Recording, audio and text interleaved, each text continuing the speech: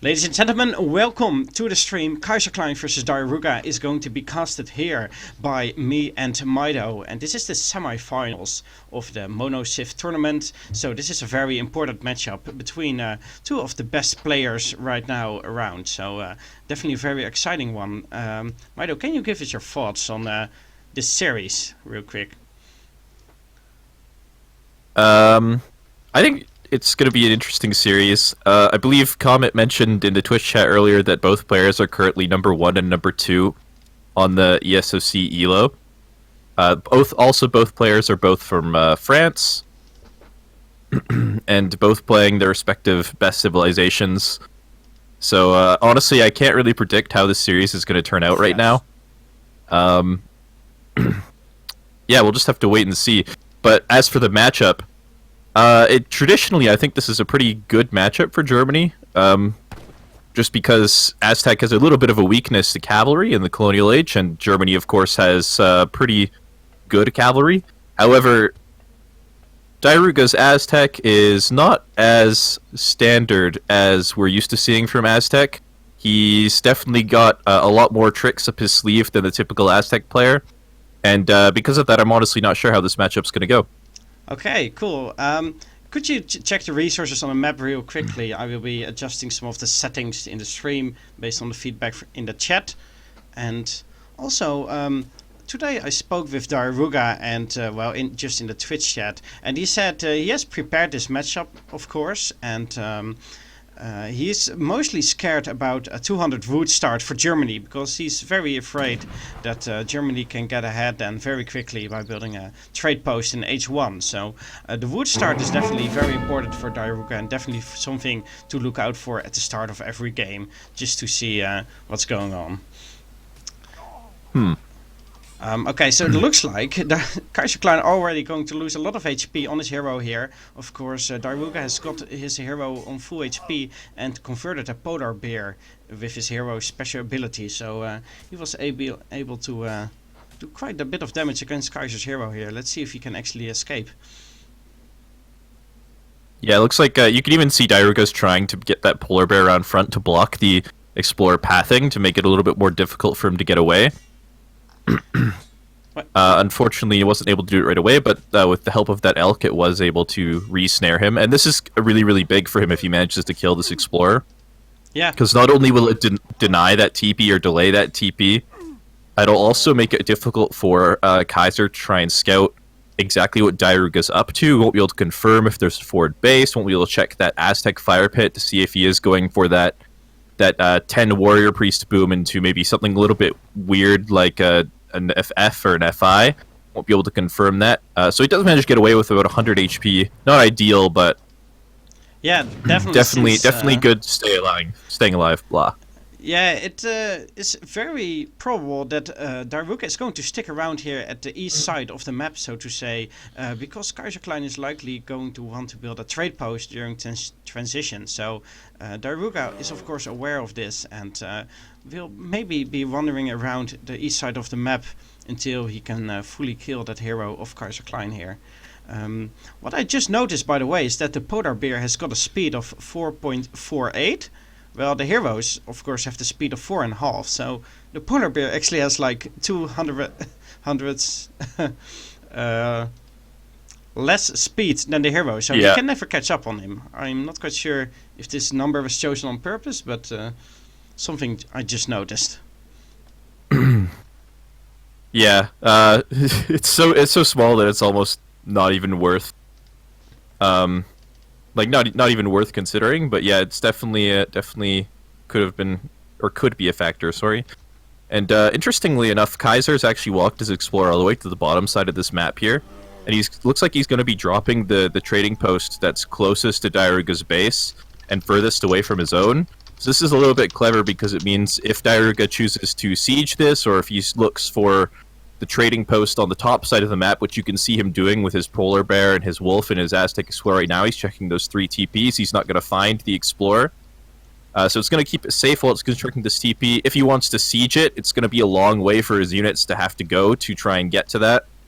And it also means that once he's done this TP, he can walk straight towards the Aztec base and get some scouting done immediately. So this is a really, really good decision to build the TP down here, I think. Yeah, and as you can see, Kaiser diarouga knows something is up because he's already moving as Wolf to the second to last trading post, and not seeing a hero there either. So he definitely knows that Kaiser has the one at the very bottom. But diarouga is not going to be finding Kaiser's hero anytime soon because he's already leaving the trade route now. And as you said, scouting out diarouga's base. He did not scout this forward war hut or the 2 villagers building it, but now he is going to scout out the 700 wood start first, and so he might already know that that something is up. At least it's not going to be he's not already building war priests, for example, so Kaiser has got some information.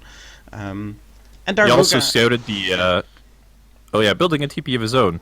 Sorry to cut you off there for a second, but yeah, he also scouted that he had quite a few villagers on gold, which could potentially mean that there's going to be some Puma to start with. So that is also some information he could potentially have. But yeah, building a TP with that 700 wood for diarouga. I know that this is a build he's done before as well, where I don't have the UI, unfortunately, so I'm not sure if he's sipped another card yet. I don't think he has, but he does like 600 wood. Looks like he's building a second TP. Probably going to do 600 wood next. Yeah, here it is. Yeah, there it is. And then build the rest of the trading posts, grab that stagecoach upgrade, and just continue with this contain a little bit. Go for sort of like a later colonial timing, and it looks like those first 5 Puma are going to be going back all the way back to that TP near the back of his base. So they're not going to be applying any pressure to Kaiser's base for a long, long time. He's got a lot of time to do whatever the heck he wants, really. Yeah, and Kaiser is going to be, of course, trying to raid a little bit with his starting Yulan, the ones he got from his first shipment. But since diarouga's hunting has been quite on point, he shouldn't lose any villagers as long as he pays attention to where the Yulan are. But he's definitely going to lose 2 villagers here, right next to his war hut. I barely missed it, but 5 Yulan came in and killed the 2 villagers that built the forward war hut. So that's definitely a big loss, and that could have been prevented probably with some with just tasking the villagers on the wood next to the war hut, for example, instead of hunting there. So that could have been actually prevented. Almost. Yeah, at the same time, he almost got the warrior priest back at home. It's down to 60 HP. Could potentially be picked off later in the game by another couple raiding Ulans, maybe even an explorer if he wants to be really cheeky about it. So that's definitely good for him. Not ideal. He could have killed that off maybe, but still definitely good for him. Yeah, and now we see barracks going up for Kaiserklein, so it looks like he's not quite done with the colonial age just yet, and he definitely wants to fight it out a little bit longer, and he's going to be making some double soldners, I imagine, maybe some crossbowmen. I will have to see what units are in queue. Yeah, it looks like double soldners are in queue right now. So he's going to be playing some kind of colonial agenda and not going for the fortress age where Germany is, of course, most comfortable. What do you think about staying in the colonial here? Yeah, it's an interesting decision. It might be perhaps a result of the stagecoach coming through for diarouga. He maybe wants to try and punish this with some sort of like early timing push or something. It's hard to say how successful that will be at the moment with diarouga's army continuing to grow. However, he is coming in now. I wonder if he maybe suspects that Kaiser could be aging. If he pushes in too far without information here, he could potentially end up getting caught maybe by these Ulans and these Doppelsolders and maybe a Minutemen pop or something like that. We'll have to see. The Dops are out. He has seen them. There's an 8 crossbow shipment too coming in here. Not quite going to be snaring those coyotes, but he is going to be getting onto those Puma. Yeah, and Kaiserklein definitely has a military advantage here with a massive 50 pop over the 32 of diarouga. And I'm not quite sure. Yeah, but look how quickly those Dops are going down to the focus fire from the Mace Sultan. They do so much damage to heavy infantry, but at the same time, the rest of the army's just been cleaned up. Yeah, Coyotes... despite losing all of the Doppelsoldners. Coyotes really lose hard to the Hulan here, and the crossbowmen in the back doing a lot of damage to the Puma as well. And I definitely think Kaiser came out quite on top here. Diarouga also losing his hero for another big 100 XP boost for Kaiserklein, so definitely not the fight that Diarouga would have wanted. Yeah, definitely in trouble right now, too. You can even see back at home in diarouga's base, all of his villagers are actually on berries. doesn't have any villagers on gold or anything like that, so probably not going to be any Puma coming out at the moment. Maybe aside from maybe a 6 Puma shipment. I'm not sure if he's already sent that Yeah, or he not. already sent it at the start Okay, after 600 so- boots. So now it's just the Mace Halton shipment that just appeared. Yeah, so this is definitely an awkward position for him. However, he does have a pretty big, massive mace now. With the choke point here, going to be a little bit difficult for Kaiser to get in there, and he's still got a large economic advantage. Unfortunately, that trading post did not go down for Kaiser, so these 4 TPs still going to be helping provide a lot of resources and preserve some of these natural resources, despite the fact that he's on berries already. Looks like diarouga building another warhead here, right next to a hunt and a mine, in a quite decent position, I would say, to get some more line of sight as well. So diarouga has got a lot of line of sight for incoming raids, but yeah, what is diarouga going to do here next? What would his next shipment be? Perhaps the 3 warrior priests, or would he even have 5 coyotes in his deck? Yes, he does, so that is also a possibility. Yep, that is definitely an option. Looks like the first TP is going to go down. Will help close that economic gap a little bit more. Might even be in favor of Germany at this point. Looks like he is going to be moving into this war hut here. diarouga, I'm not sure if he's going to be able to contest this in time with the 8 doppels adding some extra siege in here. It's going to go down very, very quickly. Yeah, those doppels doing a lot of siege, and it looks like diarouga wants to take a fight right now. Coyotes pop out right at the end there, just before it goes down. Yeah, so he did manage to save his ward as a military shipment point. But is he going to actually win this fight? And I don't think he's got enough anti-cavalry here. And those Yulan just going to surround the Mace Halton and take them all down in just 2 hits per Mace Halton, I believe. Or maybe 3. And diarouga calling the GG here. A quick 1-0 for Kaiserklein. Yeah, it turns out that was just a really good adaptation to stick in the colonial age. He managed to catch diarouga off guard when diarouga was pushing into the base, trying to find out exactly what was going on, maybe suspected the typical sort of German age-up, and managed to clean up the army as a result and got a huge advantage and just steamrolled that into a victory a couple minutes later. Yeah, definitely interesting that Kaiserklein stayed in the second age here, but it was the right call, because when diarouga wanted to push out, he didn't nearly have the military unit population as Kaiserklein, and well, the DPS on those Yulan and snaring the whole army with both the Yulan and the Doppelsoldners just sealed the deal there and turned this into a relatively quick victory for Kaiserklein. Yeah, for sure.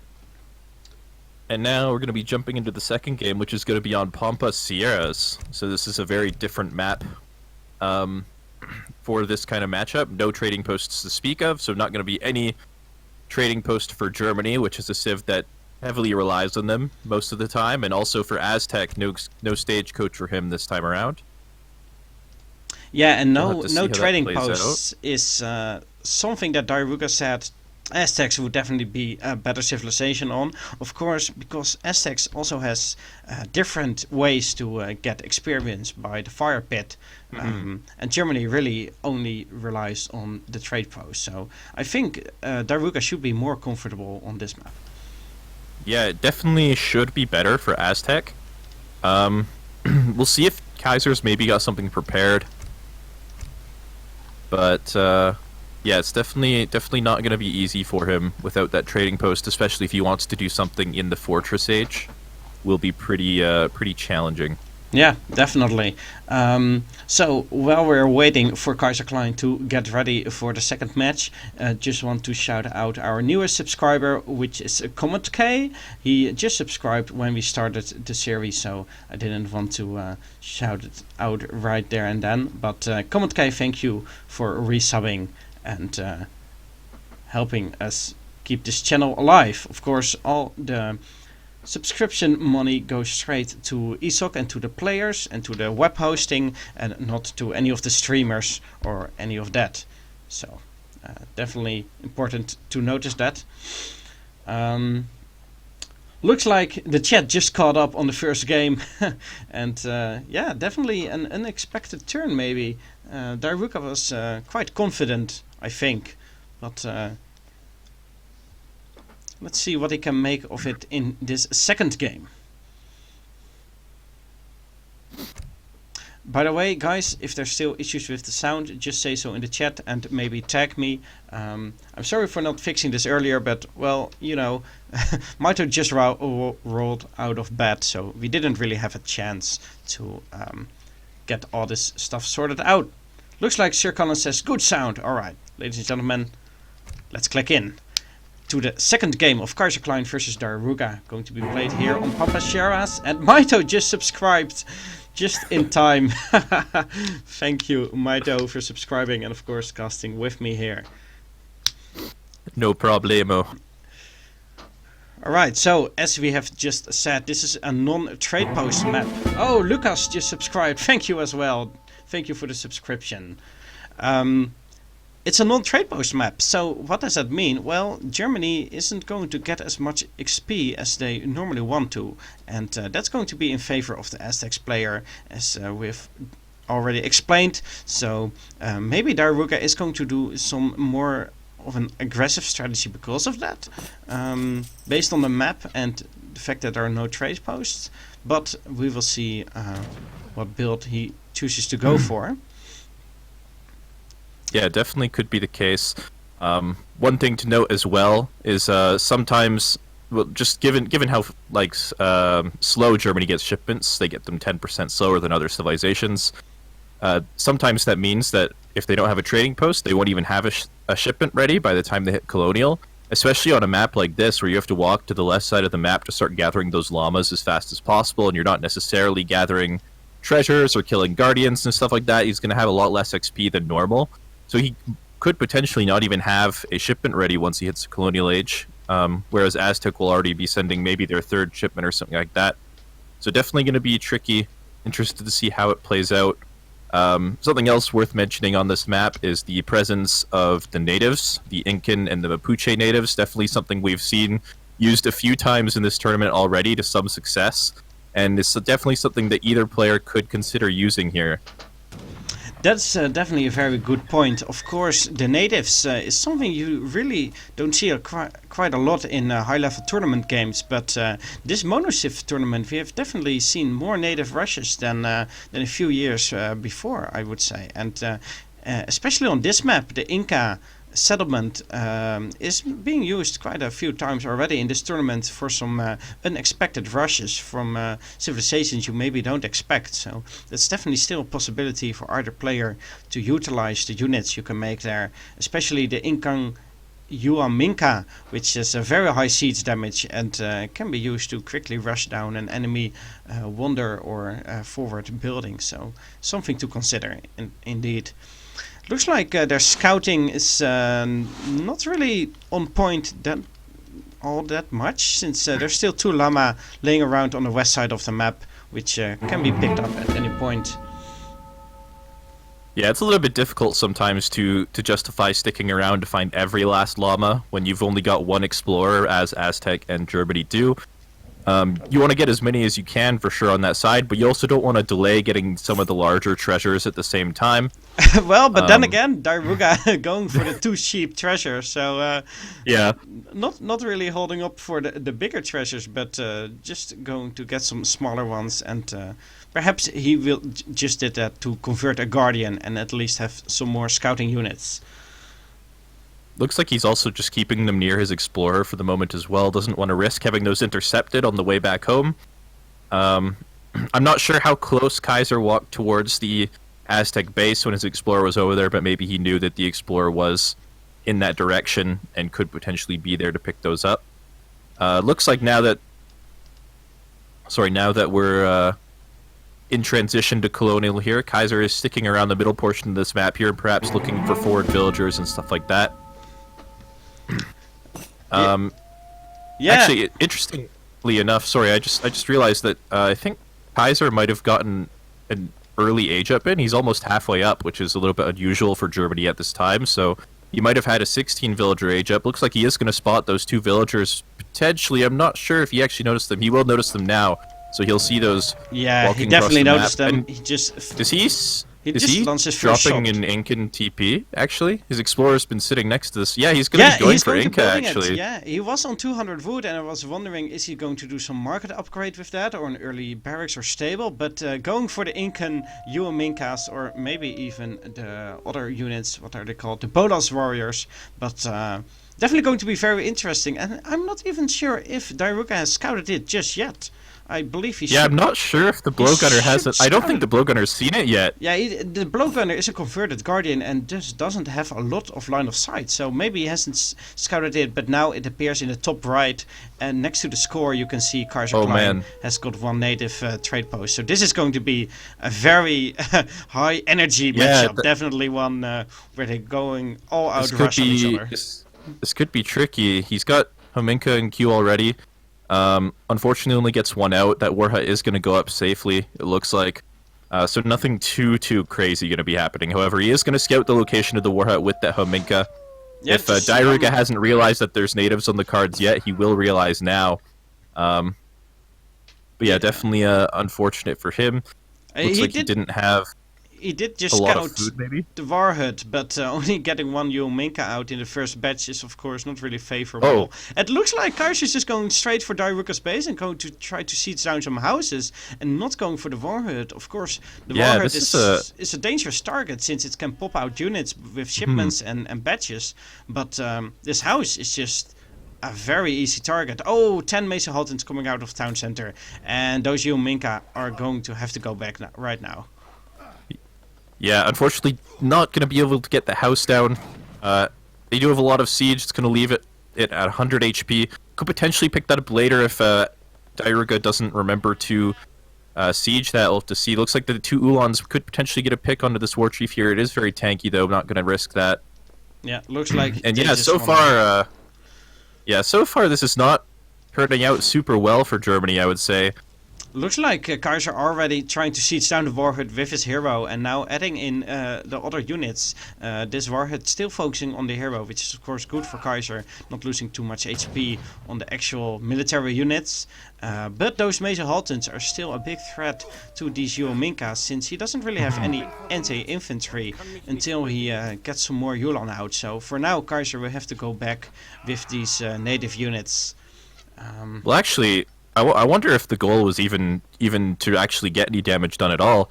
If you look at the shipments for both players, Kaiser maybe wasn't even intending to go all in or anything like that, just maybe wanted to prevent diarouga from going for some sort of greedier playstyle, like he maybe wanted to prevent him from shipping 5 villagers, or maybe make him think twice about sending 3 warrior priests. And we can see now he did send 3 warrior priests, perhaps before he scouted the Incan TP, but he didn't send 700 wood, so he doesn't have like access to a market or anything like that. It hasn't sent 5 vills. Instead, he's just sent 10 mace and 9 mace, perhaps just because of how scared he was of the potential pressure from this Incan TP. Looks like we are going to be having a fight here. There are a few Puma out. Another batch of Puma coming out. Yeah, they just popped out right when the Yulan walked past, and they got some good shots on the Yulan, so only 4 of them left. And of course there's still an X-bow mass left, but the Mesa Haltons easily outmasses him, and I think diarouga is fine defending his War Hut for the time being. Until a big military batch comes out from Kaiserklein. But right now he's 2 shipments behind on diarouga. Diarouga already sent 5 of them in total this game, and Kaiser sitting on 3. So you can definitely see how Germany suffers from not having any trade posts, and Aztecs can utilize their fire pit to get some good amount of XP out. So definitely something worth noticing here, and this is the advantage that diarouga wanted, really, to get out shipments and get out ahead, while the German player really struggles to get out any meaningful mass. Yeah, Ulan's not going to get caught by those Puma there either. Yeah, it's definitely the disadvantage of being on this map type. Definitely very difficult for Kaiser to do much about that. XP disadvantage. Looks like Kaiser is still picking up that one llama that was left on the west side of the map with his Minka. So going back after 8 minutes to grab that llama just for a small food boost. Right now everything can help him. So getting a little bit of extra food from a llama is still worth going across the map for. So just wanted to point that out. It looks like five villagers out. Yeah, but they are walking forward. They are rallied from the warhead. Oh no! So already one going down, and now a second going down. So only 3 villagers of the 5 left. And diarouga definitely not happy with that. He could easily have prevented that by sending them to his town center instead of the forward warhead. However, gets 1 villager in return, so not the end of the world. Probably roughly equal to a 4 villager shipment at this point after the smoke has cleared. Still no market down for him though, so his economy still not as good as he maybe would like. Also dropping a clever little wall up here, going to prevent some of those raids from happening. Another villager from Kaiserklein wants to go forward and try to hurt that hunt, but it's just not going to be safe to hunt there, and diarouga stays on top of it. Of course, he knows that Kaiserklein has to get out to get hunts at some point, but right now this is not a safe hunt for him to get, and Kaiserklein should consider just going straight for this one. It looks like he's just doing that right now. 5 coyote runners out for diarouga, and I think it's go time for him right now. Yeah, it definitely looks like it could be. There's definitely a large mass of units for him at the moment. However, there's potential for Minutemen here. Not enough resources for it at the moment.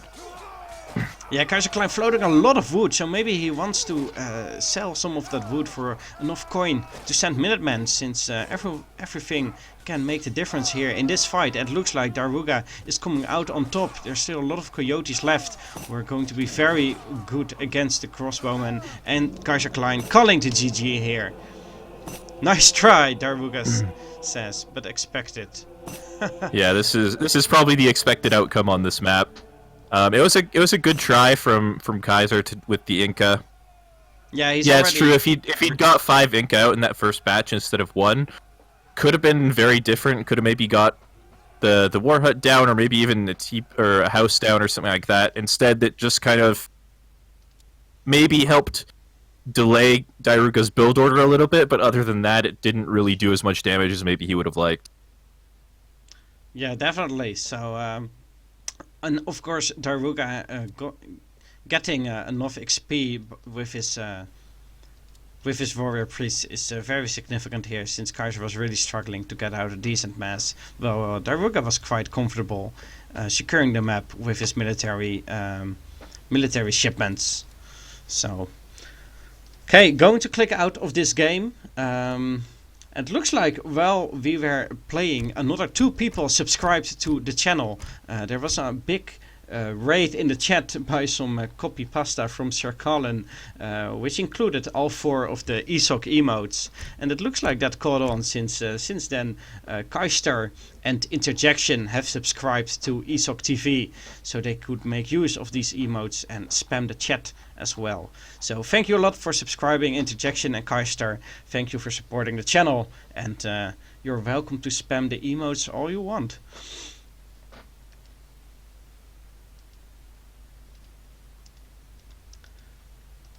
Not having Minutemen there in that last fight was definitely very influential as well, and I think it would have been worth it for Kaiser to just sell some wood just to get out some Minutemen. He had the food in his bank, he just needed 150 coin, and another 6 military units at the start of the fight could definitely have made a difference against all these coyote runners. Yes.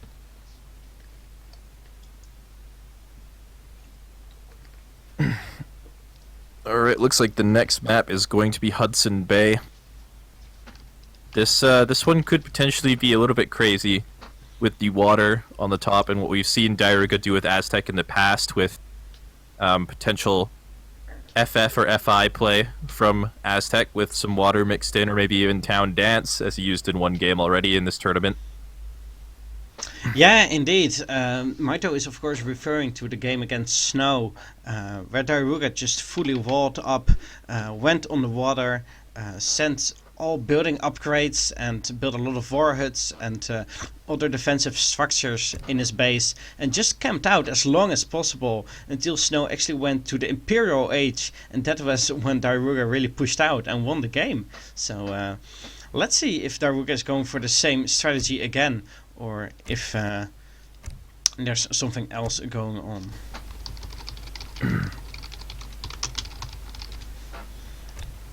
I'm going to actually take a look at the decks diarouga has. Looks like he's got one deck called Kinesis, where he's got a lot of water stuff. There's one on one water where he's got some water cards as well. So one of these ones is probably what we're going to see, unless we're going to see a full on land game. Of course, Germany doesn't have great water potential, so if diarouga is not going on water, it's unlikely that Kaiser will. So it's really diarouga who is going to decide on what terrain this match is going to be played out on.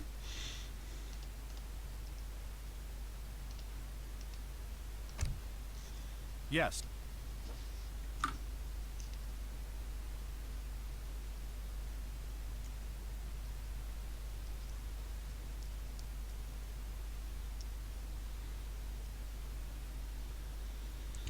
Looks like Sir Colin is asking how many subs we got,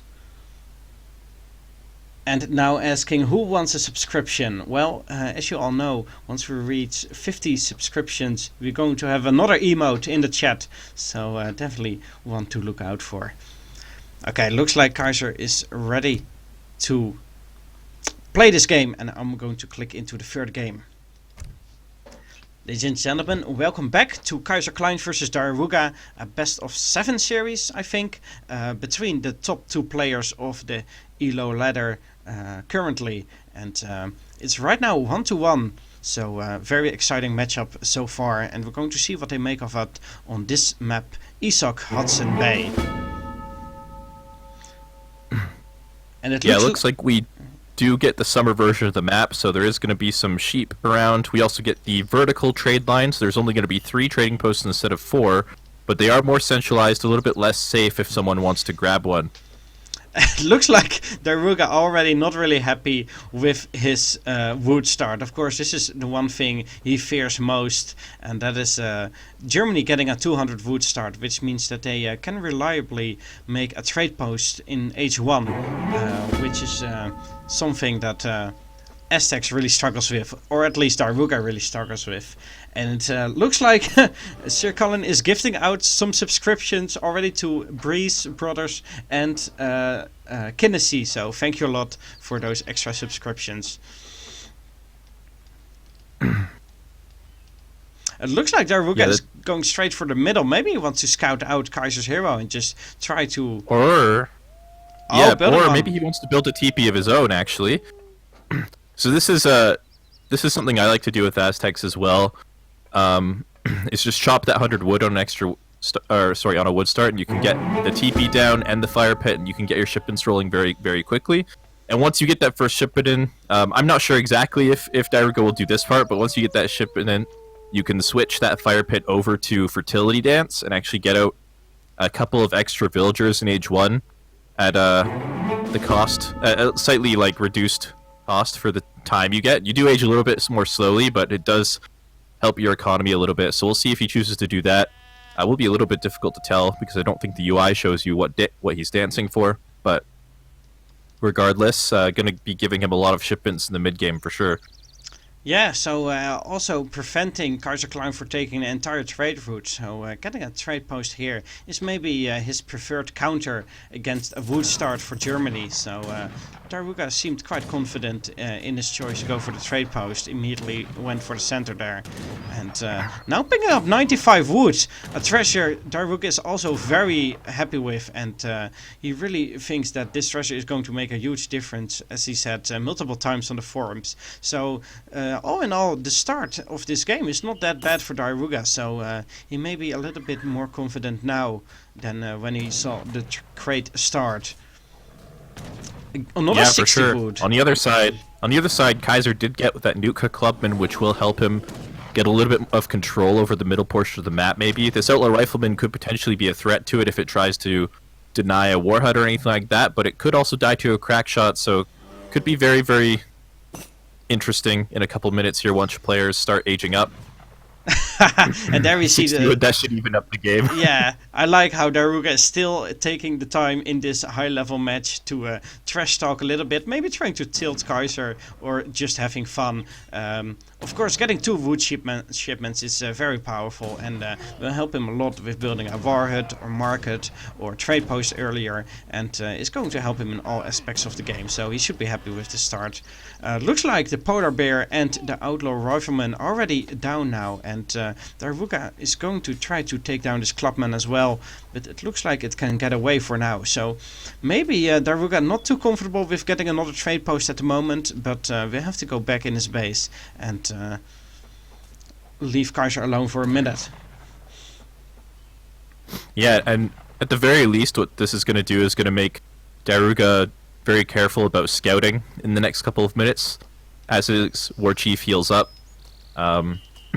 Could be good for Kaiser if he's got some sort of cheeky counter build planned or something like that.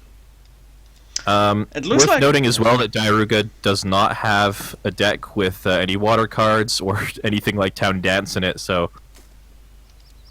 yeah, so a straight up land deck for diarouga, and that basically means that this entire series, this entire match is going to be played on land, since I don't imagine one of them will go for water without a proper water deck, maybe for building just a few boats, but looks like the clubman is now finally down due to the hero of diarouga, and he's now safe to build a warhut right next to the trade post. And it looks like Kaiser is not going to scout it right now, and maybe Kaiser is going for the top trade post. So he's not going to scout out. Looks like warhut. Actually he's going to prioritize. Yeah, not going to scout the whatchamacallit, sorry. Not going to scout the warhut. Looks like he's going to prioritize scouting the base instead. Which is probably a way of getting more guaranteed information. He's going to ski the villagers on gold, which could potentially mean Puma or something like that. Also going to see the warrior priest shipment, the 3 warrior priests, but no additional villagers on the fire pit, which means it's probably not going to be some sort of fast fortress or anything out of diarouga this time around. So some good information there. But the warhut is up now. Kaiser should have an idea that this warhut is out somewhere at least. Yeah, Kaiser. And looks like no military building yet for Kaiser, actually. Kaiser didn't scout out the 3 warrior priests, did he? Anyway, the first shipment for diarouga was of course 3 warrior priests and now 700 wood. So not a really aggressive strategy right now, but going to boom up a little bit. It's going to be actually a question of whether he's going to use the 700 wood for just straight up building units, or going to maybe add another trade post or a market. His first batch of military units is out for Pumas, and they're going straight for the trade post and try to take it out before Kaiser can mass up. Yeah, well, it looks like Kaiser's actually not even going to mass up. He did scout the 3 warrior priests when he walked through the base there, so he knows that the build order is going to be something a little bit slower. Since he didn't see the 700 wood. So he's actually just gathering food right now. He's going to be sending 700 gold as his next card and going up to Fortress very, very quickly. And this could potentially be good for him. Dropping a stable very, very safely in the back there as well. Not going to be easy to die to a timing or anything like that. And if he does get a timing and somehow that stable is scouted out, it will cost diarouga a little bit of time to go up there and siege that, and potentially give him some time to continue gathering resources and stuff like that, so that's definitely good for him. Also picking up this 135 XP on the bottom side, which will help mitigate the loss of that trading post a little bit. But no shipment at the moment, so that will give him that shipment by the time he ages up, most likely. Diarouga did pop out 6 Puma from his town center just when 2 Yulan were trying to raid, but didn't manage to attack them at all. And also he took down the below trade post, one in the south of the map. And looks like he's caught on to the fact that Kaiserklein may not be staying in Colonial this time, and he's going for his base with a 34 pop military composition. Kaiser just hit Fortress 8, but it's going to be a little while before he can actually get out enough units, so Daruga can do some decent damage here, even taking on the Minutemen head on, since there's not really much to defend them, except for 4 Yulan. So, looks like Kaiser is spending quite a bit of resources here to defend, but once those shipments start rolling out, he's probably going to scare Daruga away. Yeah, it looks like he had a shipment on the way too, but I think he might have actually cancelled it. His population went down for a moment there and something else, and it went up again a moment later, so he may have cancelled that shipment and resent something else instead. We'll have to see what that ends up being, but having cancelled it means he's going to have a lot less time, or Daruga, sorry, is going to have a lot more time to eventually punish this. That market is going to go down, it looks like, to the Puma. And yeah, it's looking a little bit scary here at the moment for Kaiser. No villagers on gold either, so not going to be any units from the stable. He actually doesn't even have vills on wood. He's only got vills on food, and he's housed at the moment. Okay, looks like it is going to be the 3 war wagons. Not the best answer against Mace Holton, but at least it has range and mobility that could potentially help him defend a little bit inside his base here. If Daruga, I don't know if Daruga saw the shipment, but he's probably going to be feeling pretty good about pushing into the base here without skirms or big massive Ulans with this mace and Puma mass. So, not sure that this is going to play out well for Kaiser at the moment. Yeah, right now Kaiser really doesn't have a chance to get up a proper mass, and he does still have his stable in the north of the map, but he doesn't have any villagers out of his town center to actually gather enough resources to get out any military units. Looks like there's a little bit of a lag spike here. Mitoe, are you there? Yeah, I'm here. Okay. Is Diarouga here? I'm not quite sure if Diarouga is here. And it looks like he actually isn't. And we're going to have to wait 60 seconds until he comes back. And otherwise we're going to have a bit of a problem. Well, meanwhile, let's focus on what else has been happening in this during this game. We've got like 10 new subscriptions, so let's just focus on the positive things for a little bit. Sealy Flower donated another one. TV Total subscribed. Queen Falcon subscribed. Gibson subscribed. Gave out another one. It looks like with every subscription there's a whole taunt in the chat where they use up all the emotes and welcome somebody to the community. Really exciting to see the community form around these emotes, and yeah, that is a very positive thing. But Daruga actually dropping out here, only 5 seconds left, and after that the game will end immediately in Kaiserklein. Daruga has resigned, and that makes Kaiserklein officially, well, technically the winner of this matchup, but we'll have to see how they sort it out. I'm just going to exit to the lobby here. According to the rules here in this situation, Kaiser does get to decide whether they replay this match or not. Yeah, they're really unfortunate. We'll see in a moment what the solution is. 1 second. Looks like Daruga is online again on ESO, so his internet has already been restored. We will see how they fight it out now here in the lobby. Let's got kicked from ESO. Oh well, that is really unfortunate. That may very well be possible. I think during a game, you still have a connection to ESO for sending statistics and stuff. So it may be possible that Daruga got DDoS'd.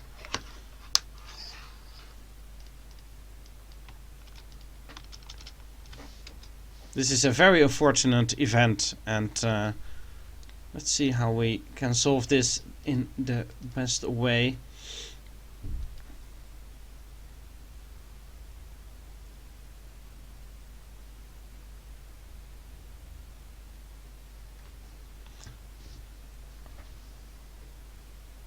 Mitoe, are you here? Yeah, I'm just typing. Right. Looks like Kaiser is fine with replaying it, but yeah, that still sucks. I mean, it's kind of difficult to say how that game would play out, but it was definitely looking better for diarouga at the end. Definitely. Kaiser was in the Fortress Age, which is definitely a huge advantage, but hadn't made anything of it yet. But yeah, it's definitely unfortunate, especially because if we do replay this, looks like diarouga actually wants to replay until he gets the wood start, so it's similar to last game. Exactly. So we might have a couple of restarts here, but yeah, it's unfortunate either way because players might not want to do the same build that they had planned for this map already. But either way, at least we are going to get to see the third game. It's not going to be an admin win or anything like that. So, good sport from Kaiser there, but yeah, definitely unfortunate. Very unfortunate, and let's hope we get a wood start here very quickly. Meanwhile, we got another subscription, so trying to keep up with that as well. Looks like not a wood start right here, so they may just want to... Yeah, we might be restarting this one. Looks like gold mines are a lot worse for Kaiser as well. Guys are saying whatever. Maybe he really doesn't care at this point and just wants to play the game. But well, diarouga. Okay, diarouga going out as well. We're just going to go into this game once again, guys. We're really sorry for this, but then again, this stuff happens, and there's not really a viable way for us to control the connection to ESO. So. Yeah, well, we'll have the game sorted out either way in the next few minutes, regardless. So, just stick around. The game will be sorted out for sure. We'll get all these map screws sorted and stuff, and we'll be underway. Can we just basically go to the next map and play this map only if it's going to be a deciding factor, basically? I mean, I guess we could, but I think Kaiser's kind of insisting on replaying this game. It looks like it. So, he's saying try it. I would take the win if I was winning. Yeah, that does make sense. But I think it's arguably a good idea to just skip this map and go to the next ones and see the results of that. And if in the end it's an even score, then we try this one again.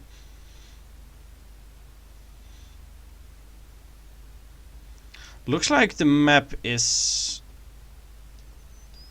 okay here, and this is wood start. Well, this time diarouga's missing a gold mine, but we'll ask either way.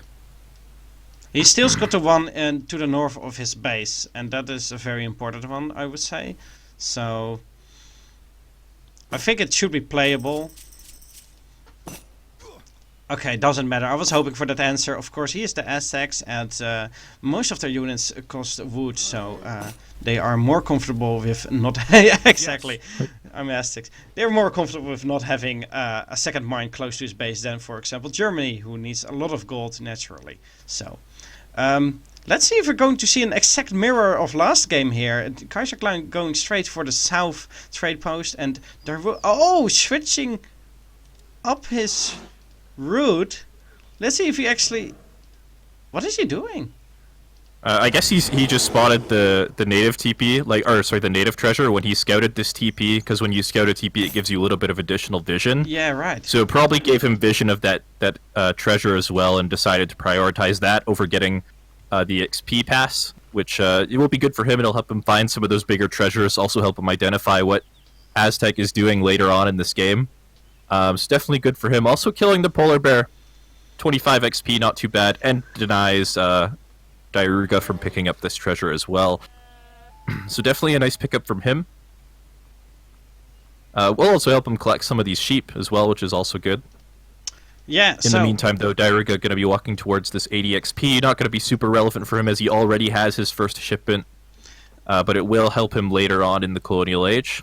Of course, Daruga is really going to want those powerful wood treasures again, but it looks like there are none of them on this map. I've scouted every single treasure, and it looks like there are no wood treasures today. So the best next thing is probably something like 90 food, or maybe the 160 XP, which it looks like Kaiser has set his eyes on. So Kaiser is going to take that one probably by crack shotting the polar bear twice, or actually straight up fighting it.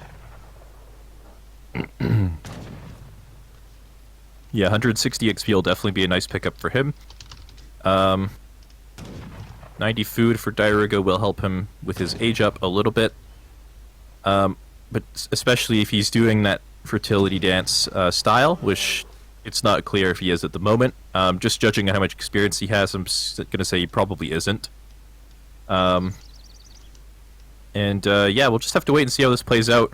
So last game, with this early trading post, Kaiser did get that 700 gold shipment a little bit earlier than he otherwise would have, maybe. I don't know if he'll go for that same build again, seeing how poorly it went, or was going for him at the end of that last game. But it's definitely still an option. Also doing a good job of just leaving the sheep next to the TP instead of walking it back to his base. Gonna wait until he confirms maybe where the explorer is before he tries to bring that back. It's not really gonna be useful to him in the next couple of minutes anyway.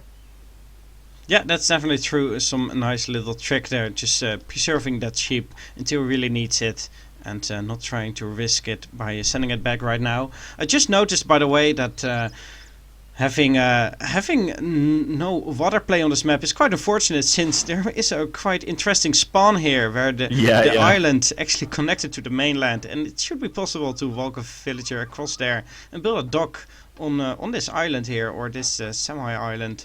So that's or potentially even an outpost or something to get control over a large portion of the water. Yeah, it's definitely not an island spawn I've seen before on this map, but yeah, as you said, probably not going to be relevant. You might in this game anyway. You might even want to rehost it if we would see some water play, just because this can be quite abusable, I think so. But of course, this is going to be a full land game. As you can see on the decks, both of them have a full land deck, so there's going to be no water play here, unless we're going to see some side boom with just one dock, but most likely going to be played out in the second and colonial age on land. Looks like Daruga is really copying his build from last time, sending 2 villagers forward to build a war hut, and Kaiserklein so far just doing his market upgrades. Yeah, and I think Kaiser scouted that 3 warrior priest shipment, I believe, with that native scout just now. I'm not 100% sure if it was in the base. Okay, looks like he didn't. He's walking back towards Aztec's base right now. He's going to confirm exactly what he's up to.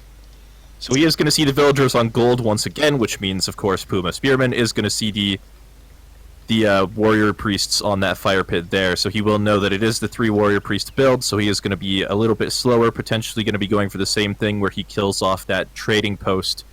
Now he is building a barracks back at home, so definitely not going for the same build as last time, or maybe he is actually. He does have he could potentially still macro for it.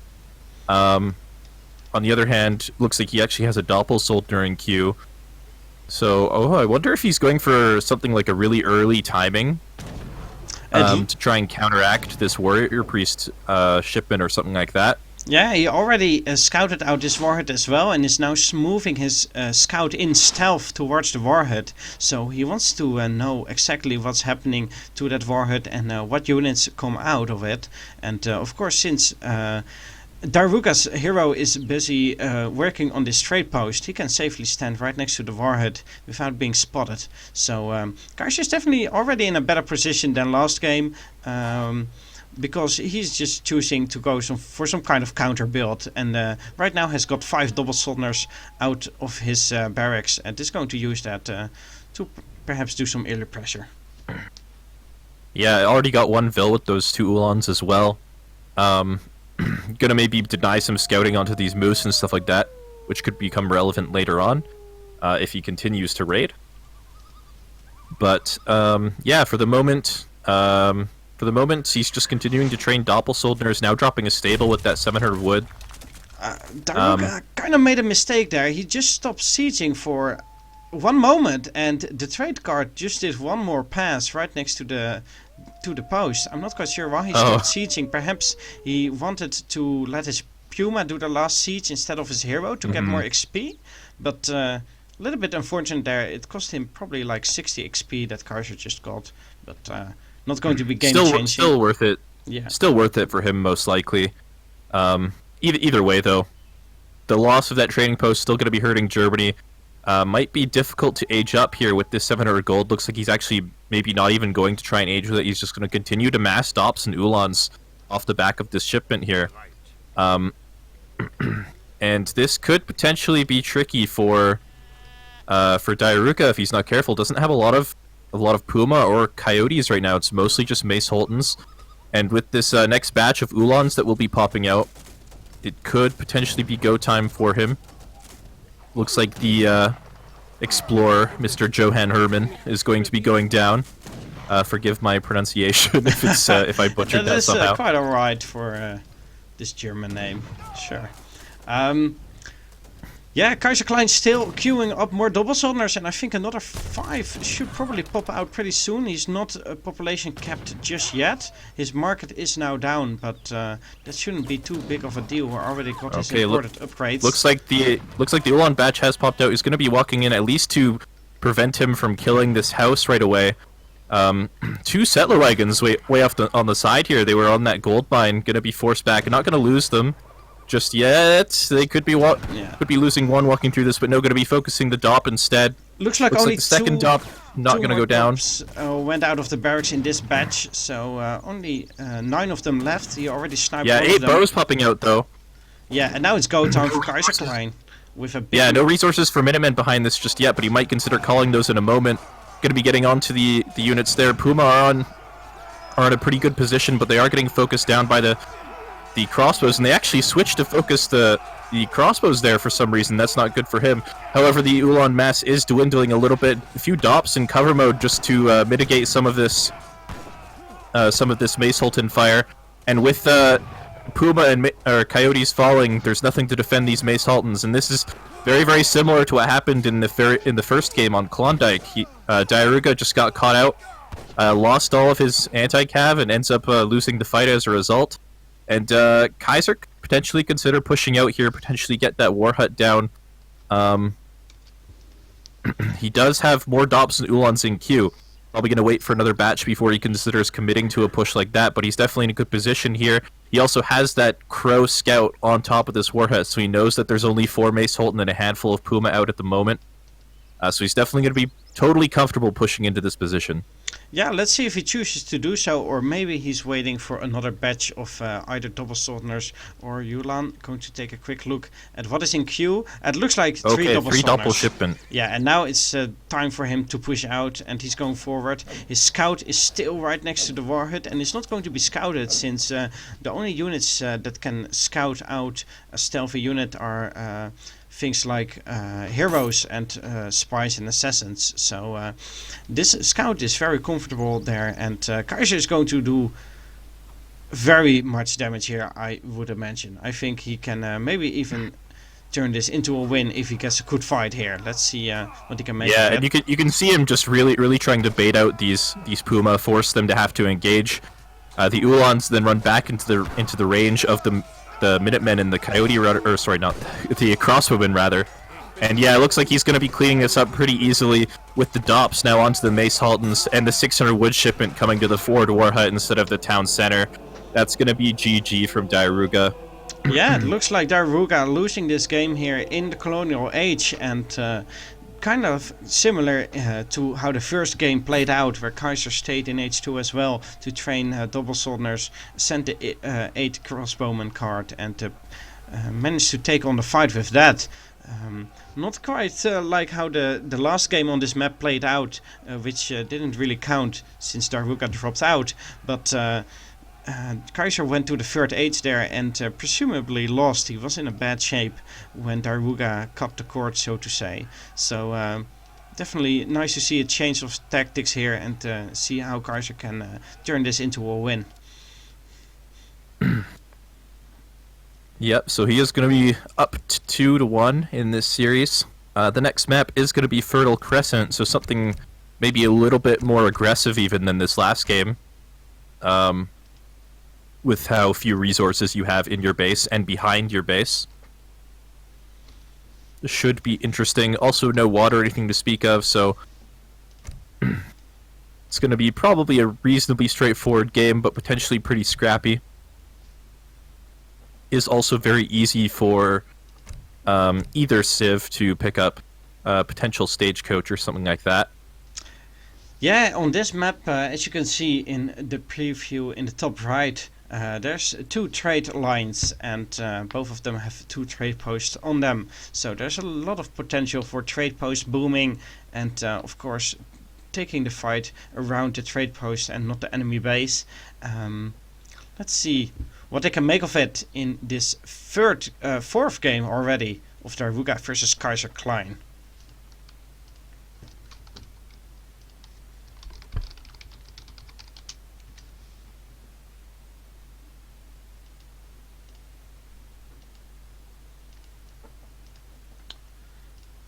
Okay, so yeah, for those in the chat who are still talking about the restart, I think we should be happy that they both show very well sportsmanship and can resolve this nicely instead of making a big drama around it. So I would expect you not to do that either.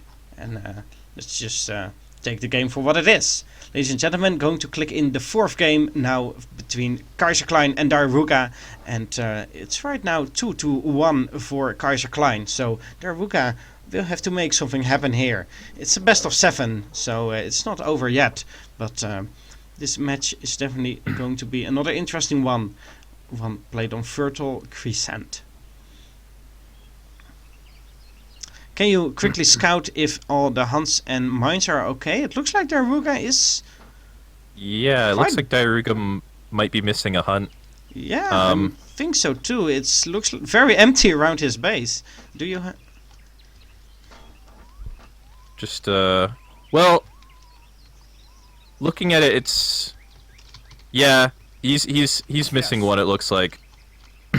They've both got the one that spawned next to the TP. They've both got the one close to their base, but then Kaiser just has this extra one sort of out front a little bit. I don't know if that's really hurtable for him in this matchup, but it's definitely more food for him on his side of the map. Even this hunt is a lot closer to his base, so yeah, I think we should probably ask for a rehost on this one. Okay, if you can do the typing real quickly. Gold mines too also look reasonably better for Kaiserklein. Right. Well, if you could tell the players that and ask them if they want to restart before we are too far into this game and they cannot go back anymore. It looks like diarouga wants that rehost, and I think both players should agree that this is a very hunt-screwed map. He's missing the one here, I think, and I cannot flare anymore, but showing to the people on the screen, there should be one around here, which Kaiserklein clearly has. So I think both of them should agree that this should be rehosted. So we're going to quickly rehost this game and see if we get a better map this time. So a little bit unfortunately, all those rehosts better this time around. Yes.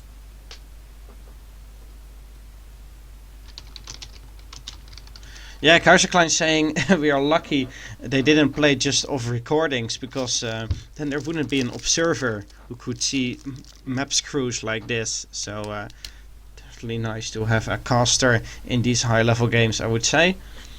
Although you did a very well job of casting from the recordings between Sompukunke and Haza, Mitoe. Yeah, it went a little bit better than I expected, for sure. I don't know how noticeable it was when people were watching, but the replays were playing quite a bit slower than actual game speed. It was about, I think, 18% or 15% slower, something like that. Yeah, between 18 and 20%, I believe. Yeah, something like that. So every 5 seconds you were having a whole additional second added on there, which is a little bit awkward. Sometimes made it a little bit hard to find things to talk about. But yeah, it definitely wasn't as bad as I had initially thought it might be. Yeah, it was definitely a nice cast, and looks like we're now ready for another one here in the fourth game of Kaiserklein versus diarouga on the map Fertile Crescent.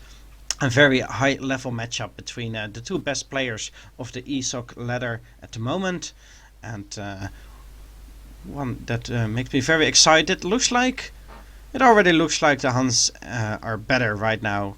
Diarouga has got one the south of his base, one to the right, and I still think Kaiser has one more, or at least closer, since the one for Diarouga, his third one, is like in the center, whereas Kaiser's one is on the trade route, but I don't think it's too big of a deal to rehost over. Yeah, it's definitely closer to Kaiser, but it's probably not close enough to be a super big deal. Although this hunt as well, next to TP, is a little bit further away for diarouga as well. But yeah, it's not super big difference. They do have roughly the same hunts in the same locations. This one is also a little bit closer to diarouga's side. So yeah, this looks totally fine to me. Also, the gold mine spawned in the right locations this time, so they are perfectly symmetrical. So that is good. Yeah, and looks like so not going to be any restarts this time around. Exactly, we are going to have a game here, and let's see what they're going to go for. I didn't actually check the start in terms of crates, but it looks like Kaiser is going for a market first, and so is diarouga. So I think this is a 300 wood start then. Then why wouldn't Kaiser just make a trade post? Perhaps he doesn't want to. I don't know. I think it was a gold start actually. Okay. I'm pretty sure. Just because diarouga also didn't go for a trading post, looks like they both built a market and bought some wood and are now getting their hunting dogs upgrades. So yeah, no trading posts available for either player off this start.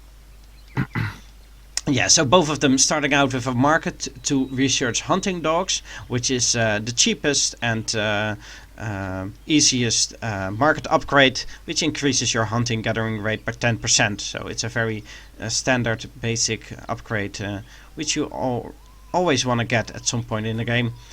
Looks like diarouga is going in the middle of the map, trying to take on some tigers for 80 coin. Kaiser not really getting a lot of big treasures yet, but getting some small ones like 50 coin, 30 XP, and 40 coin.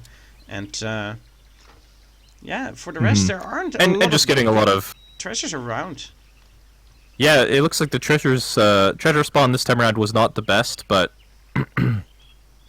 either way, even though Kaiser hasn't found a lot of treasures, he does have this 90 wood back at home for later in the game potentially. Not going to have much time to grab that in the next few minutes, as he'll want to drop a TP, he'll want to do some scouting, but it could be relevant later in the game. I wonder if he'll just crack shot one of these rhinos when he walks past them, as they do give you quite a bit of experience, but probably going to go for 30 food instead, as that is slightly more valuable at this stage in the game. Yeah, so yeah, food there we go. Going to be straight crack up shotting that. gives you a better H-up time or a better time of getting out units, whereas shooting down a rhino to get another tiger can be nice for your first engagement, your first fight, but doesn't help you out immediately. So getting the food is the easier, more comfortable choice here. So yeah, it looks like both of the worth players. Mentioning, yeah. Worth mentioning as well that neither player has started herding, just leaving all their villagers on food for as long as possible without while moving them as little as possible to get that age up in as early as possible. Now that Kaiser started aging, he has started moving a villager out on the map. Also, he hasn't scouted this hunt behind his base. It's just barely out of line of sight. I wonder if that will become a problem for him later on. And yeah, it looks like he saw that 90 wood. We saw him turn back for just a split second, thinking like, should I go for that? But no, he wants to prioritize that trading post and potential scouting as much as possible. And ooh, actually, look at diarouga's base, already doing something a little bit different from previous games. He does have the villagers on the fire pit, so we'll be dancing up for those warrior priests and potentially doing some sort of fast fortress or something, which is perhaps going to be a little bit unexpected on this map, given how few resources there are available in your base usually.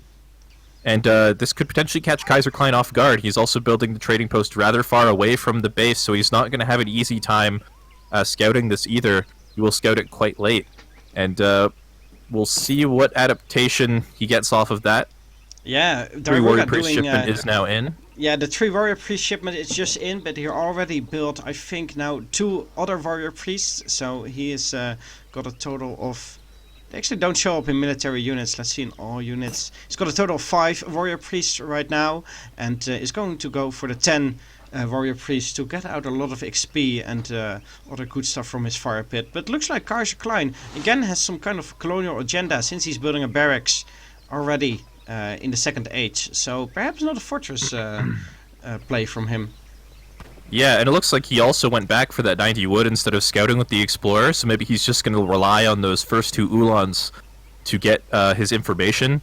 He will also see the tigers and stuff walking through his base, so diarouga will be scouting him. Also note that he doesn't see any trading posts on the map, so one of diarouga's builds, as we've seen in the first game, is that 700 wood, 600 wood build where he grabs TPs and gets stagecoach and stuff like that. So not going to be seeing that this time around. Looks like it is going to be a batch of crossbows for Kaiser, and not scouting with the Ulans just yet either. So he actually has no idea what's coming unless he's just got a really solid read. It looks like he's expecting some kind of a rush just by how he's positioning his units, building the barracks all the way back in his base, getting out 5 crossbowmen first without scouting anything. Whereas diarouga, he only just finished a warhead and he's got no plans to attack well in the next couple of minutes. He's probably going to get the 10 warrior priests. He just got them, and only now going to either start building military units or going for a fortress play and actually adding walls in. So I think diarouga is going to go for some fortress based agenda, whereas Kaiserklein built another 3 crossbowmen now and building another barracks even. So it looks like he may actually want to be aggressive in this colonial age. Yeah, it looks like he maybe sniffs something is up. Explorer is now moving into the base. He's going to see the wall segment going down, which is going to signal for sure that something odd is going on. He's going to scout the warrior priests, and once he sees the warrior priests and confirms that that's a thing, he'll know that he needs to do something about this. Crossbows now going to start moving out across the map. Immediately going forward. Yeah, it has also shifted villagers over to gold. So he looks like he will be probably advancing to the Fortress Age, or maybe he's just going to be building Doppelsoldners or something like that off the back of this.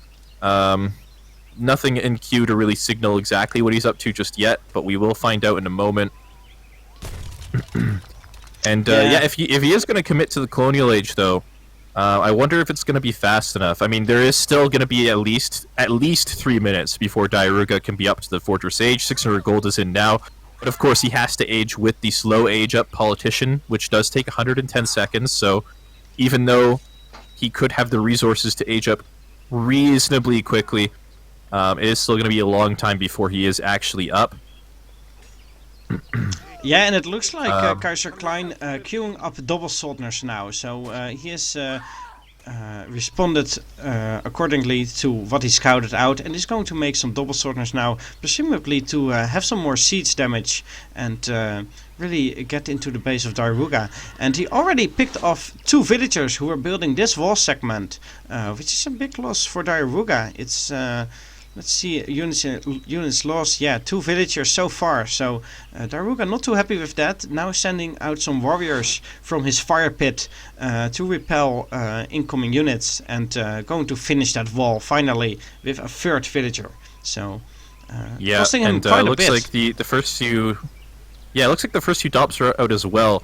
So this is going to be. This next couple minutes is going to be Kaiser's window to really make something happen. But I don't know if he has enough stuff to really actually do something about it. Ulans are now sieging down this market. The dops and crossbows will join in soon, giving him an opening into this base. But with the warrior priests able to dance out for more warriors and stuff like that, and with the age up already in queue, as you said, it's definitely going to be difficult. 4 dops definitely doesn't represent enough siege to take down a town center before he can get up or anything like that.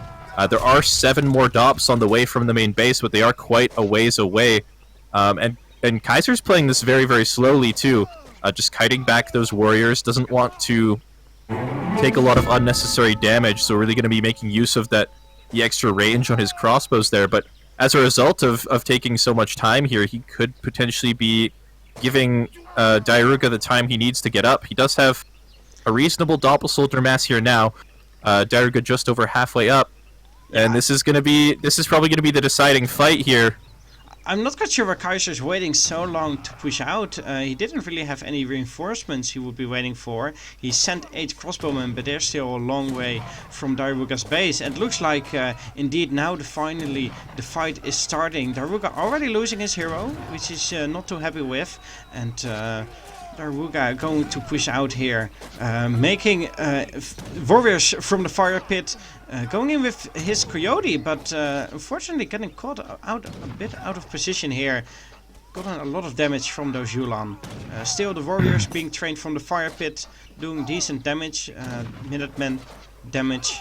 His hero is up again. Yeah, it looks like he aged with the chief as well, going to be getting that swashbuckler attack onto the crossbows, kills a few there.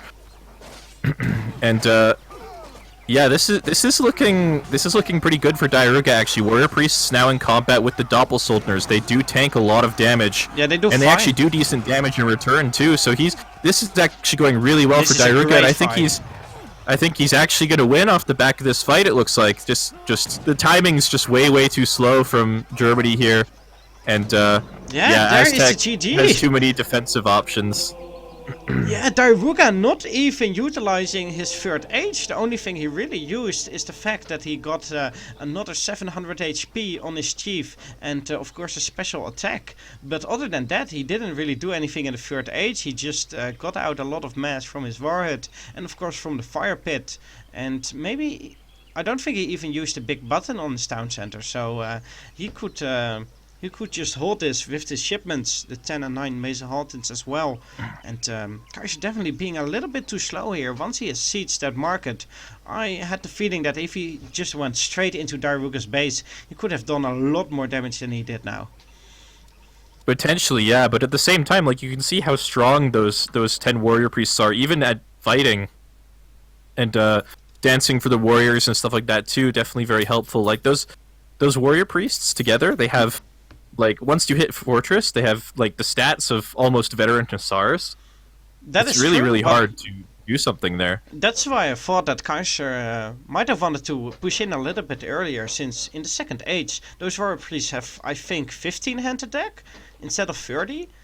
It's definitely a huge difference, and it could have swung the game in his favor. So I think Kaiser would have done better by pushing out earlier there. So it's now 2-2. Meanwhile, we've had a donation from CD Flower, another $10 added to the donation bar, as you can see here on the screen. We're getting that filled up for the next tournament, which is going to be in quite some time, since we're already now in this one, of course. But be sure to donate if you want to see more content from us, since all the donations are being used to provide a prize pool for the players in the next tournament. So that is where your donation is going. Somebody in the chat can probably get out a donation link where you can click on to give some money to the ESOC community. So what are we going to see here? Mendocino, interesting map with a very confusing trade route. I believe is it 2 different trade routes, or isn't it? It's just one trade line. No, it does have 2 different travois on the map, but it is definitely just one TP line. So if you get stagecoach, it will affect all 4 trading posts.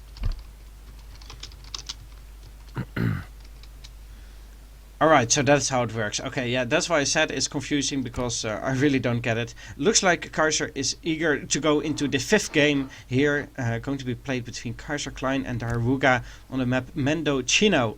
Is right now 2 against 2, so whoever wins this game is ahead once again, but I believe it's a best of 7, right?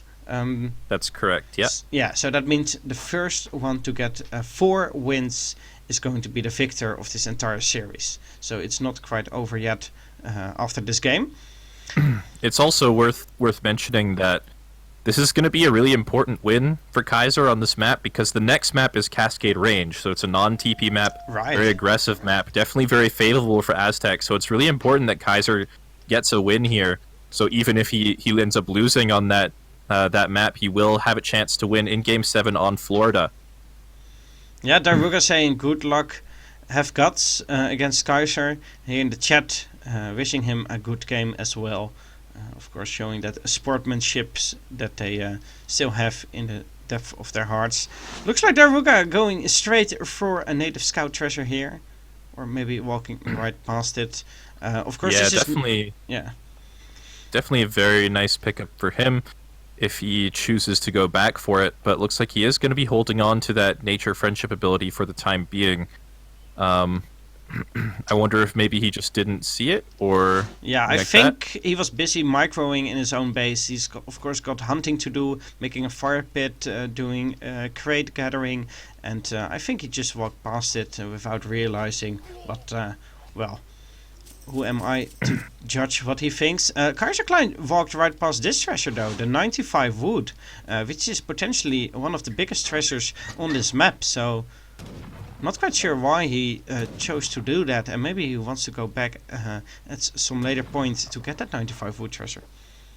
Yeah, he might have just been looking for Diarouga's Explorer from the very start to try and contest some of these treasures. This is something that Kaiser's known for doing. He hunts down your Explorer and then he fights you for as long as possible. And it's very, very good when he does it, because losing a lot of HP in your Explorer can deny you from getting a lot of the treasures you would normally like to get. Also denies a lot of scouting, as you have to walk back to your base a lot of the time to force him away. And also could potentially just result in the death of your Explorer, which would be beneficial for any civilization. Yeah, what other treasures are we going to look out for? There's here the Native American warrior that Kaiser is going for, and to the north of that is 2 stray dogs, 90 food, and another Native American warrior. So all in all, there are a lot of powerful treasures on this map, so there's enough to fight over. There's still the native scout in the south of the map, and 90 coin and 95 wood in the middle west of the map. So there's a lot of stuff to gather up, and getting a native warrior first is actually really helpful to get out other treasures later. So I think that's a good pick up for Kaiser. Also one he can defend his hero with if he chooses to build a trade post during transition.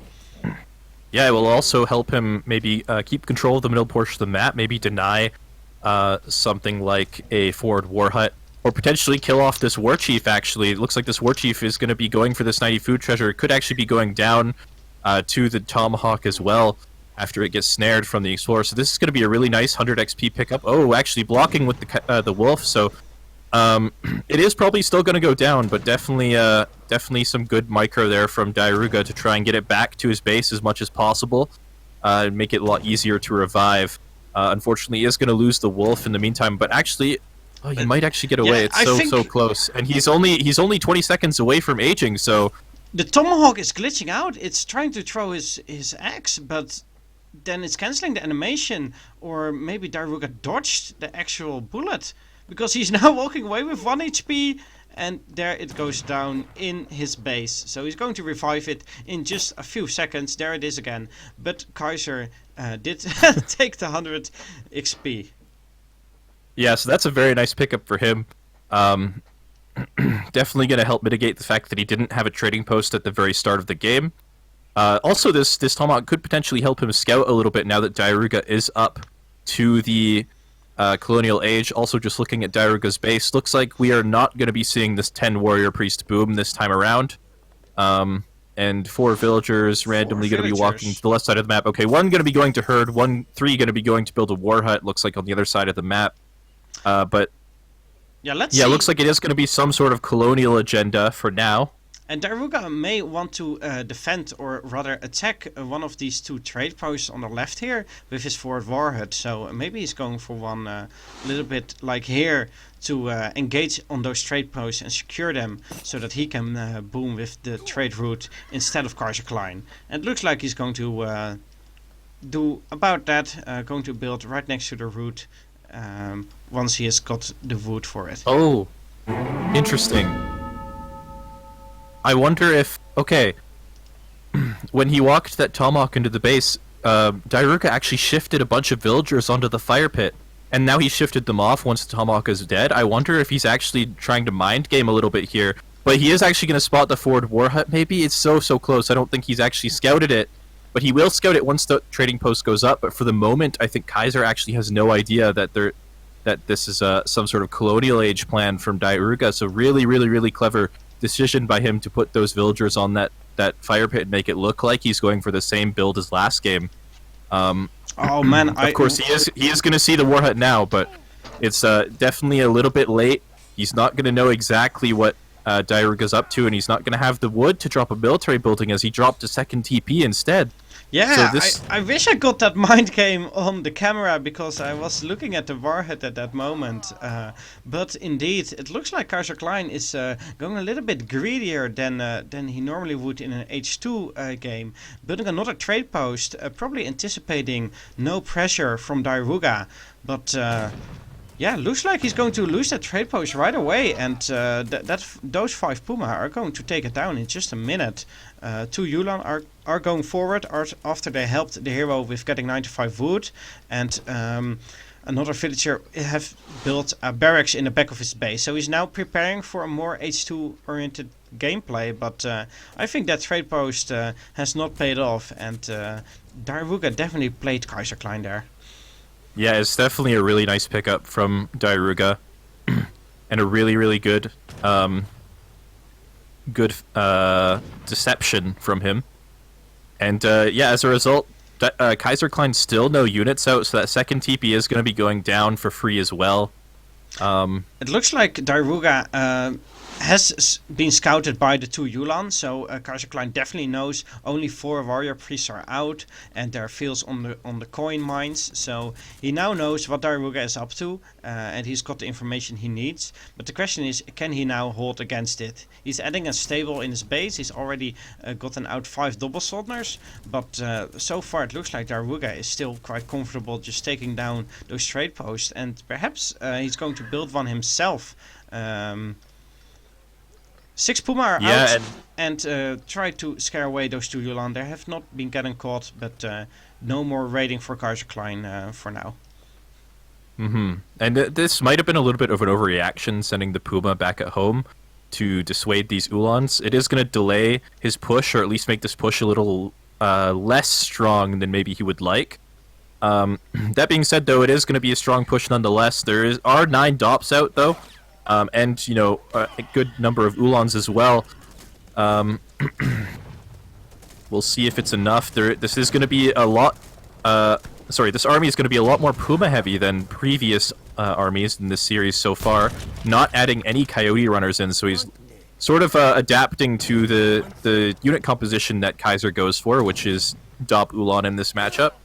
The large massive Puma will make it very difficult for the Ulans to actually siege this army reliably.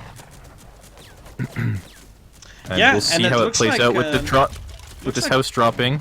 diarouga is comfortable just sieging ahead here and taking down some houses, trying to population cap Kaiserklein, and he's still way ahead in military unit population, so Kaiserklein not too comfortable with pushing out just yet. But then again, diarouga has to be careful here, since a lot can come out from the barracks, a stable, and the town center, shipments and minutemen and unit batches. So, but Kaiser kind of has to fight soon because he is actually housed, so yeah, he's going to continue being housed.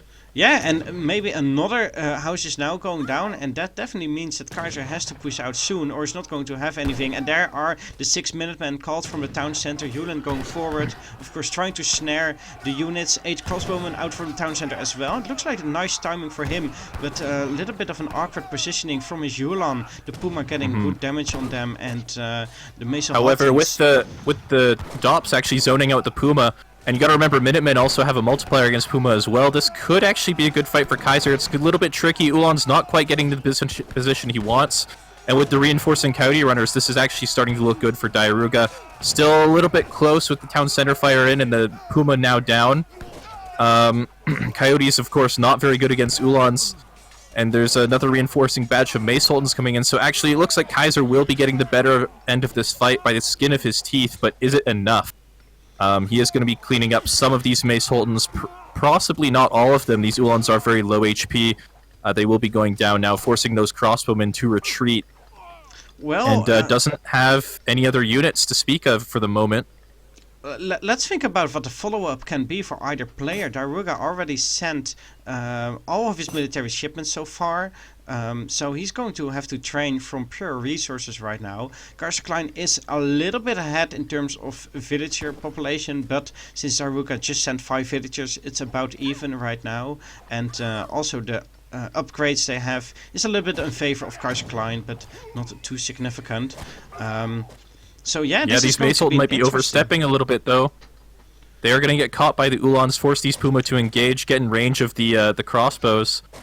It looks like 600 coin has been sent by Kaiserklein. He's probably just going to continue spamming Doppelsoldners and Yulan with that.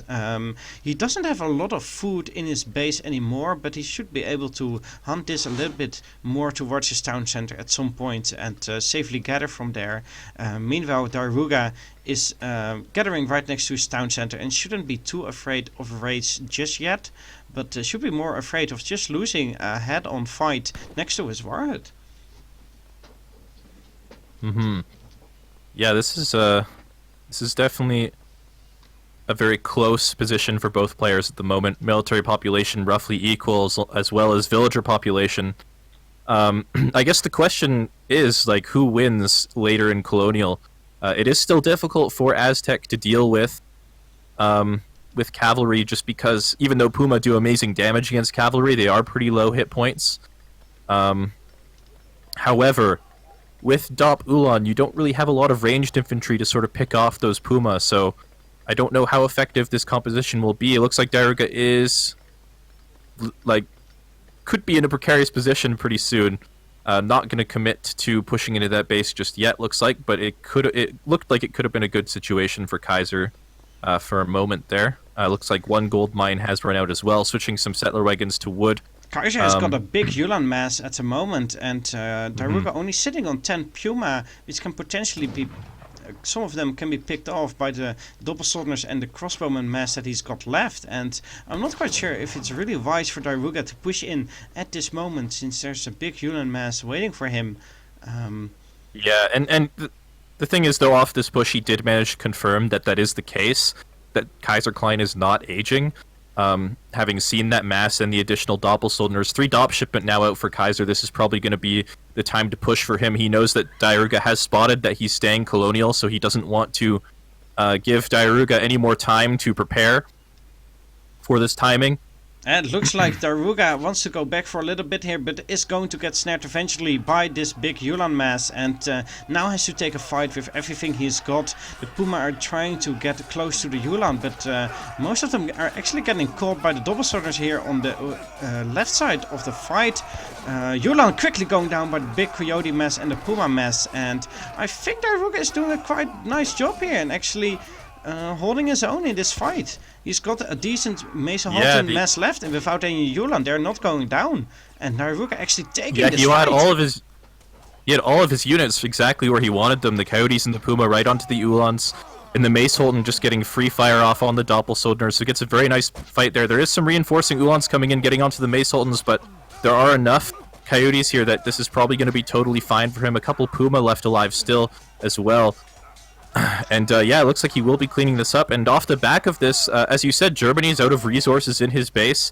That second gold mine in his base is going to be running out. He's got no more hunts left, except for this one at the top side here.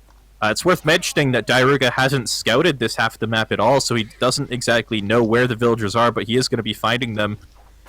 There's another reinforcing batch of Ulans, though. Not a lot of anti-cav here for the moment. He could potentially get back into the game off of this. One Puma going to be going down. The Coyotes are going to be going down as well. But the reinforcing batch of Puma... There are 5 Puma coming, but he still did decent damage before they arrived. So all those little pickups definitely help to reduce... 5 Ulan shipment, actually. This could be a really good timing. This could be good, but then not, again, there's still 5 Puma Not left. going to push with it, actually. Yeah. He may want to consider just sending out 2 or 3 Ulan to raid around a little bit, since we're 14 minutes into the game, and you can imagine that diarouga has to extend his base a little bit to actually still gather. As you can see, he is gathering some way from his town center, actually mass migrating all his villagers to that side of the map. Yeah, also positioning his army over there as well, sort of anticipating the possibility of raids. And so there is a Kaiser. fort outpost going down. Yeah. So... yeah, I guess Kaiser definitely could be raiding right now, but he's probably a little bit scared having lost that big fight. Diarouga does have the larger military mass as a result, and leaving his base with Ulans, even if it would apply some good counter pressure, could potentially just result in Diarouga pushing and ending the game. Looks like he is going to spot this outpost going up. Not going to be able to deny it from going up, but regardless, yeah, definitely a very precarious position for both players. Actually, one thing that could be really important in this game is this hunt actually running out with all these villagers on it. He sort of oversaturated it, and once this hunt runs out, he has to move all the way to the other side of the map to gather food. Yeah, I'm not quite sure if he is actually scouted that. He actually has not scouted this one. I think he did. Wait. Yeah. What? Yeah, he has. If you look at Fog of War, that hunt is definitely there, but yeah, not visible to either player in the fog. Also, really nice Ulan raid going on at the moment. This is a really important raid, and if this raid gets caught, then that could quickly diminish the army from Kaiserklein. But if it doesn't, then diarouga's economy has definitely been hurt. Yeah, and worth mentioning too, Coyote Combat is in now, which gives those Coyote runners a speed advantage on these Ulans, so he will be able to chase them down. It's going to be pretty difficult for these Ulans to get away. Kaiser also not dropping back the snared Ulans at the moment. He might be trying to force some sort of fight here, but he doesn't really have the mass to back this up. Kaiserklein definitely Wagon's going to be moving onto this gold mine as well. Yeah, after this big raid, Kaiserklein definitely has the economic advantage, but diarouga is still quite comfortable with his current mass, I think. He's got the Coyote Combat, and even if he's now got 9 more military unit population. He's actually bringing villagers into this fight. It looks like this is going to be the game-deciding fight for sure. Looks like Settler Wagon's also going to be joining the fray potentially. So this is going to be vills on vills. Oh.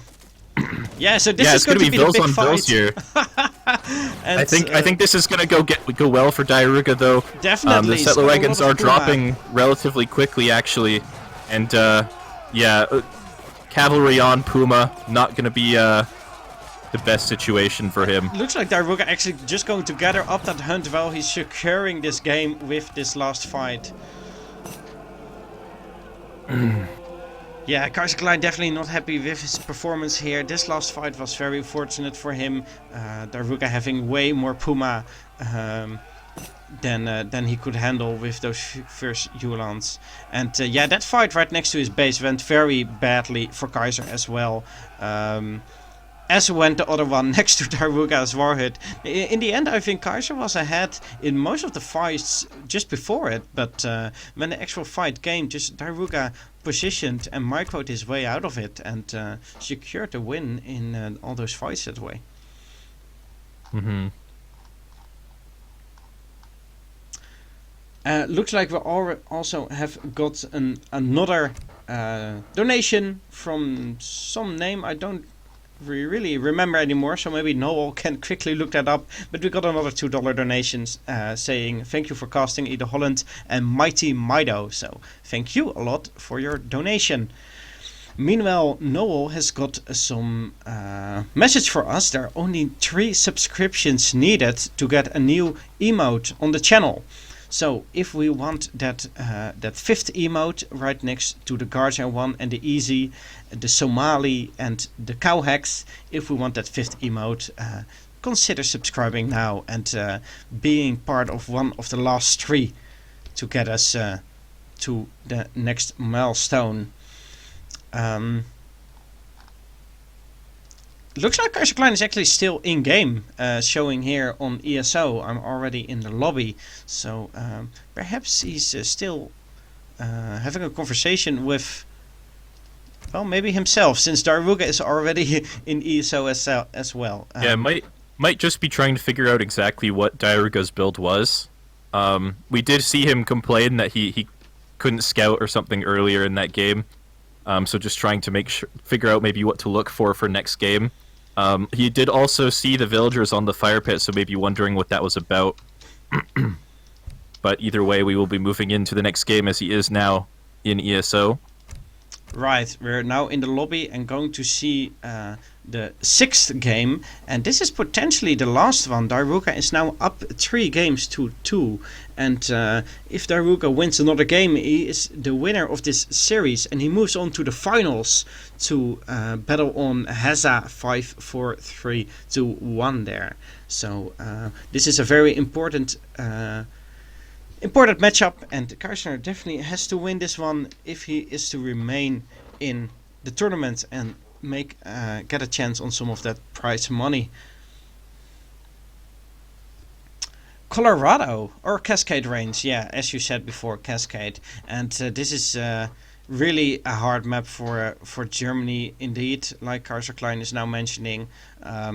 Since it doesn't have any trade posts, and it's also very low hunt, so Aztecs who can get a map control relatively early with getting a fast H-up and a warhood is definitely doing well here, since they can just deny any hunting from the enemy player. So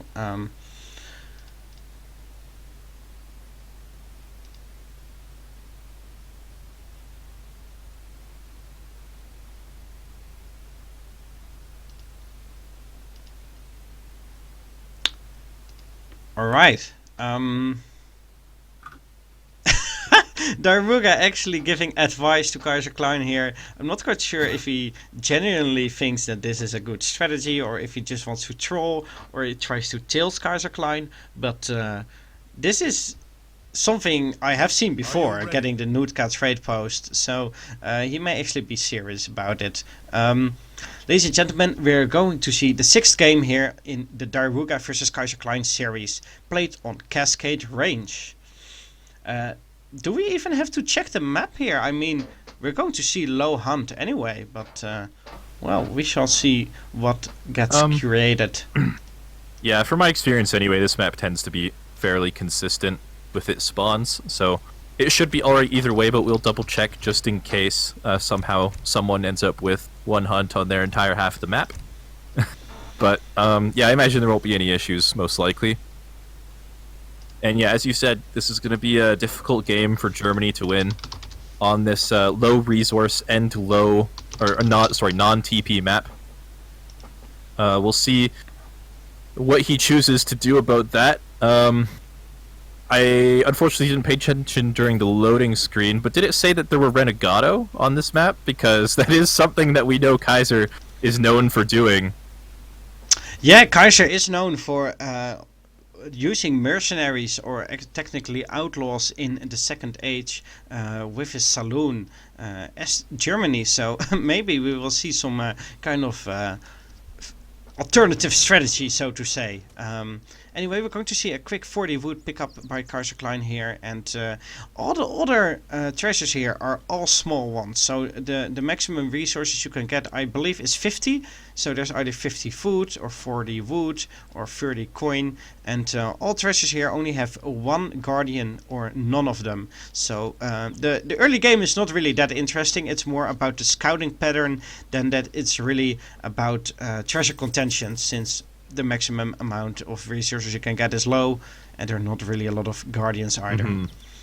So you just want to cover as much ground as possible, find as many treasures as possible, and then sort of scout the rest of your resources, and then scout your opponent. So yeah, both players... well, actually, it's interesting to note that diarouga actually moved towards Kaiser's half the map before doing anything else. That will give him a bit of advantage when he walks back towards his side of the map. Potentially, he will have more treasures available to him. We'll have to see, though. It looks like his Explorer is now Yeah, so maybe on we the other shouldn't. side of Kaiser's base. Maybe we shouldn't talk Sorry, too go on. long about the H1 treasure contentions here, since it won't be too interesting. I'm mostly interested in what strategy both of these players are going to go for, and I imagine Aztecs is going to do something a little bit more aggressive, not a fire pit or a boom or a sea boom or one with trade posts, but maybe something with building a forward warhead, potentially eating even natives. But I think Aztecs is fine just building a forward warhead and securing the map. But what about Germany? Yeah, Germany. It's gonna be a challenge for him for sure. Looking at his deck, there's no Palatine settlements or anything like that, so definitely not going to be seeing outlaws. So at this point in time, it's hard to say exactly what he could be planning. But he has opted to stay H2 in the majority of games so far that we've seen in this series, so I imagine he will be doing something in the Colonial Age. I know something he likes to do on non-trading post maps with Germany is a tower rush, but I don't know how effective a tower rush will be against Aztec of all civilizations. So I honestly, it's too difficult to say at the moment what he'll go for, and we'll just have to wait and see once they start aging what he chooses to do. There are a lot of different theories we can make out for what Germany. Diarouga actually getting an earlier age up in, so he's aging one villager earlier as well. So if Kaiser chooses to go for something similar to he did on the last non-trading post map on Pampas Sierras, like maybe natives or maybe some kind of tower rush, it will be significantly less effective. Yeah, we see Kaiserklein is getting some good treasures. He's got most of the 50 ones, I actually believe, and now getting another 50 food. But meanwhile, in transition, he's chopping up a lot of wood and actually researching gang saw, which is the wood gathering upgrade. So could that indicate some kind of early crossbowman and pikeman rush or anything related to that? Because why would he want gang saw if he's not going to chop up a lot of wood in this game? Yeah, it definitely seems to be the case. Looks like these settler wagons are potentially just on gold here to get enough gold for steel traps or something like that. Not really totally clear at the moment, but you can probably infer from the fact that he's not researching placer mines or anything like that at the moment that is going to be the case. Has also scouted this forward warhead, is getting as much damage as possible onto that with that explorer. Going to be avoiding the war chief as much as possible, though. Yeah, and he did just mine up a little bit of coin, but just to the 129 coin mark. So probably just wants to do steel traps at some point, or maybe have the potential for Minutemen, and is actually not going to gather up any more coin for early double Soldners or Hulan or anything. The grizzly bear is now in Kaiser's base, and Diarouga is going to see that he's gathering up a lot of wood, and that may indicate some kind of colonial agenda for him. There go up the barracks, and Diarouga has already got it scouted.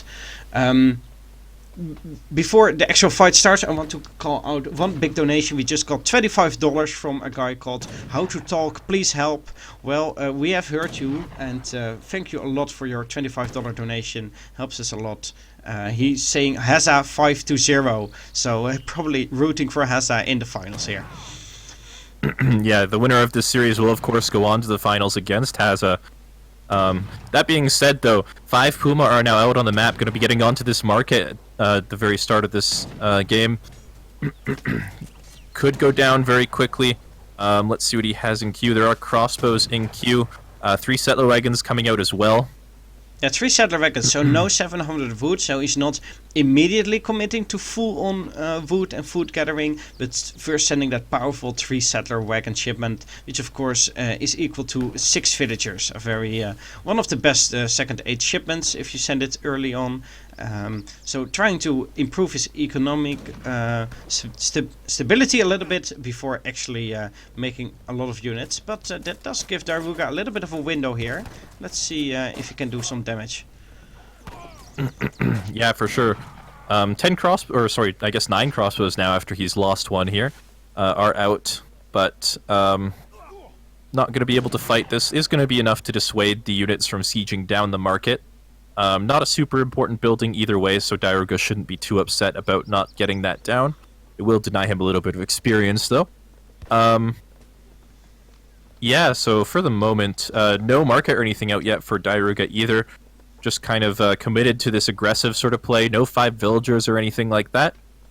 Just keeping diarouga up, Kaiserklein penned up in his base. Potentially going to be denying him hunts. As we can see, the hunts are already starting to dwindle in his base a little bit at the 630 mark. Also going to be scouting with the Explorer just to see exactly what unit composition he's going for. Going to see the Coyote runners, then get out of there.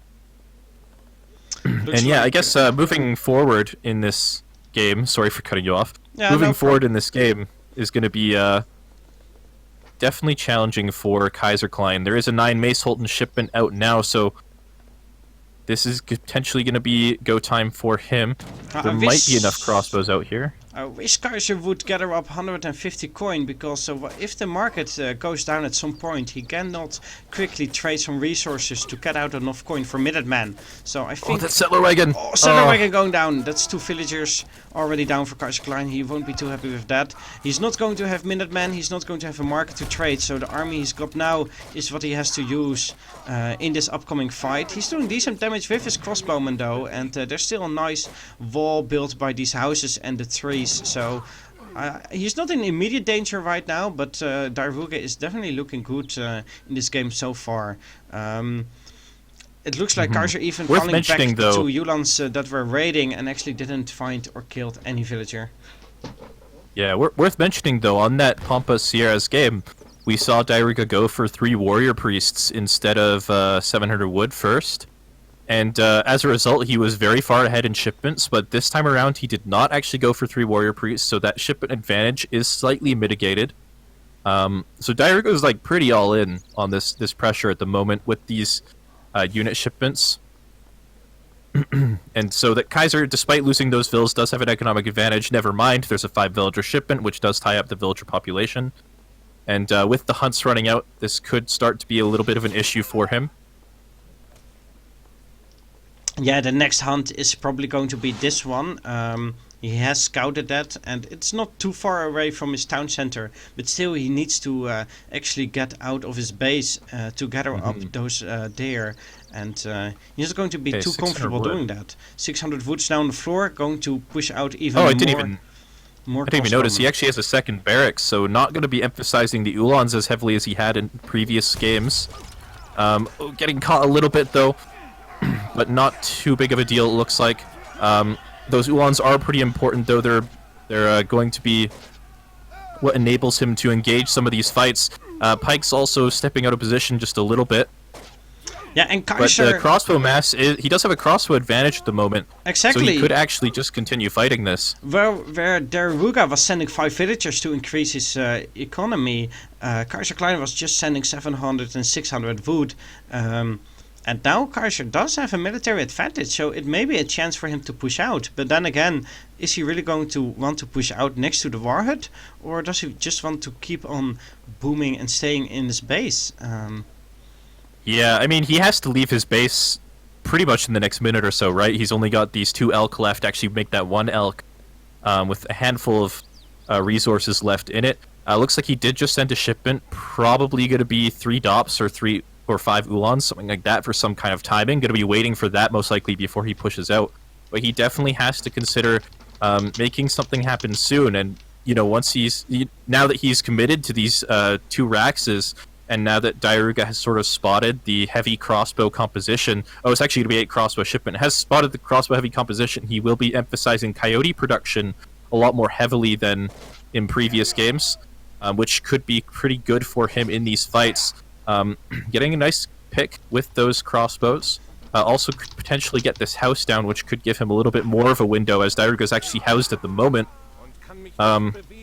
But the larger this coyote mass grows, the more difficult it will be. This is actually a really good position for Kaiser, though. With these trees, these range units are going to be very easy to fight with.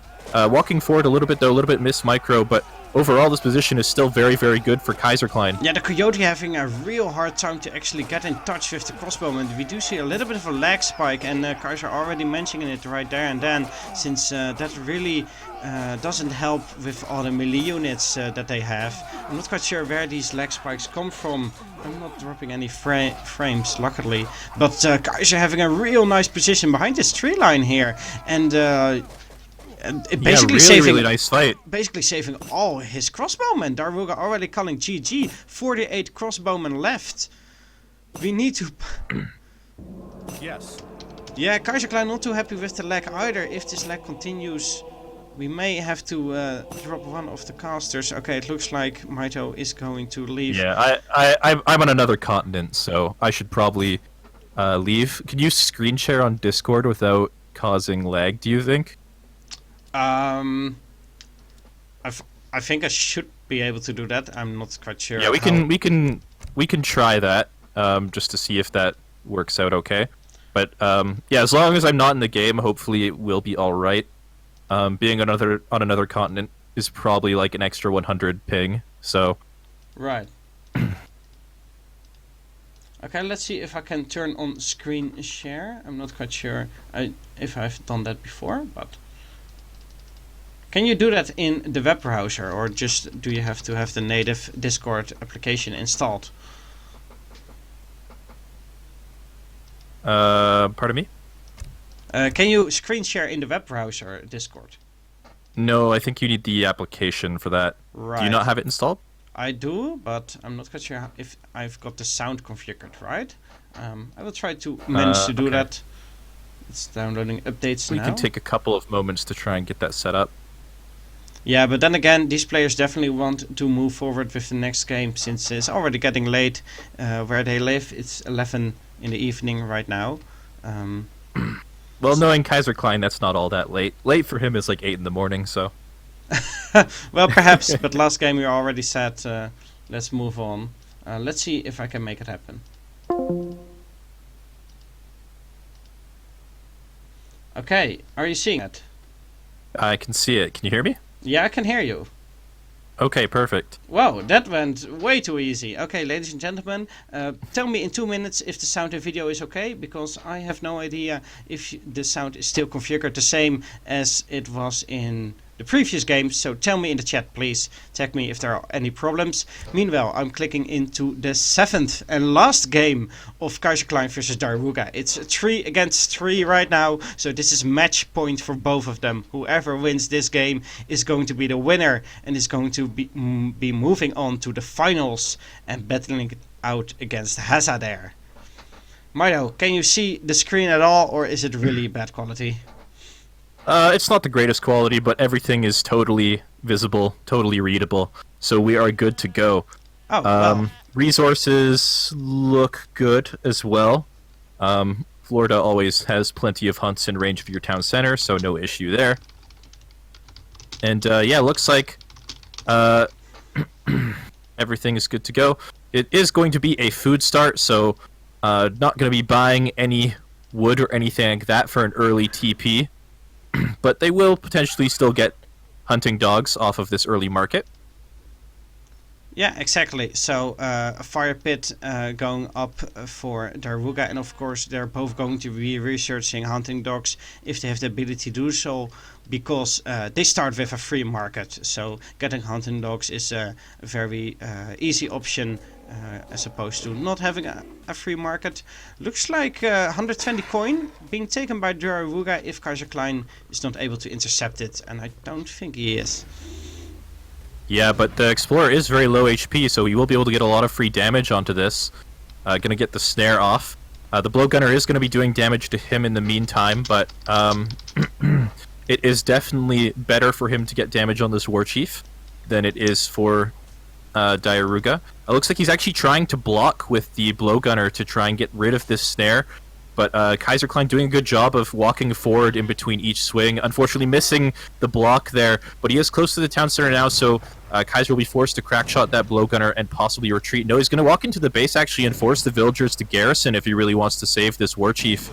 Yeah, but it looks like the villagers are not going to be sacrificing their resource. Oh, it looks like his hero is stuck between the villagers and the town center.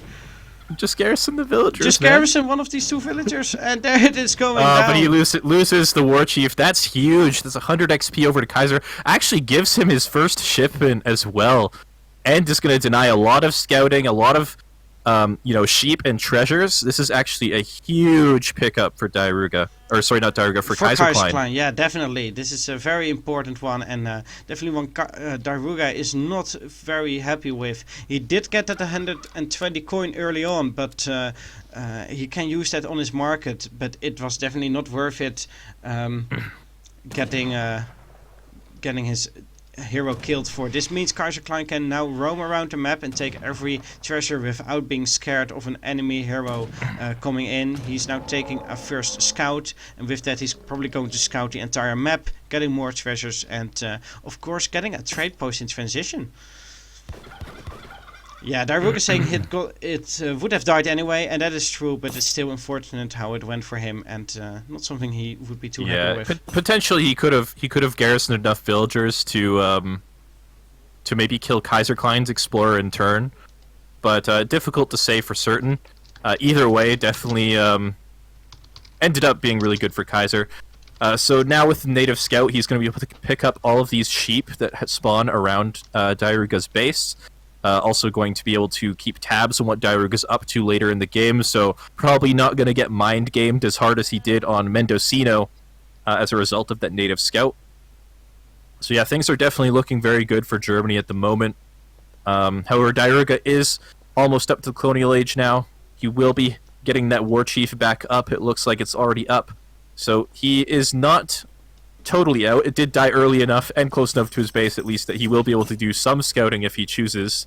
It looks like he's going for the warrior priest build, like you said, and this is something that Kaiser definitely wants to scout out. But even without the scouting units he has, he's not actually scouting diarouga, but he's sending a villager forward. And I imagine this is not just for herding, since he's got enough hunts. Well, maybe it is, but he's got plenty of hunts next to his base. But yeah, it's hard to say actually. Putting it on wood, they're not going to be killing an animal with that. I mean, normally if you want a forward base with Germany, you send a settler wagon forward because it builds buildings quite quickly and is also quite hard to kill compared to two villagers. It could still be a forward base. It's definitely not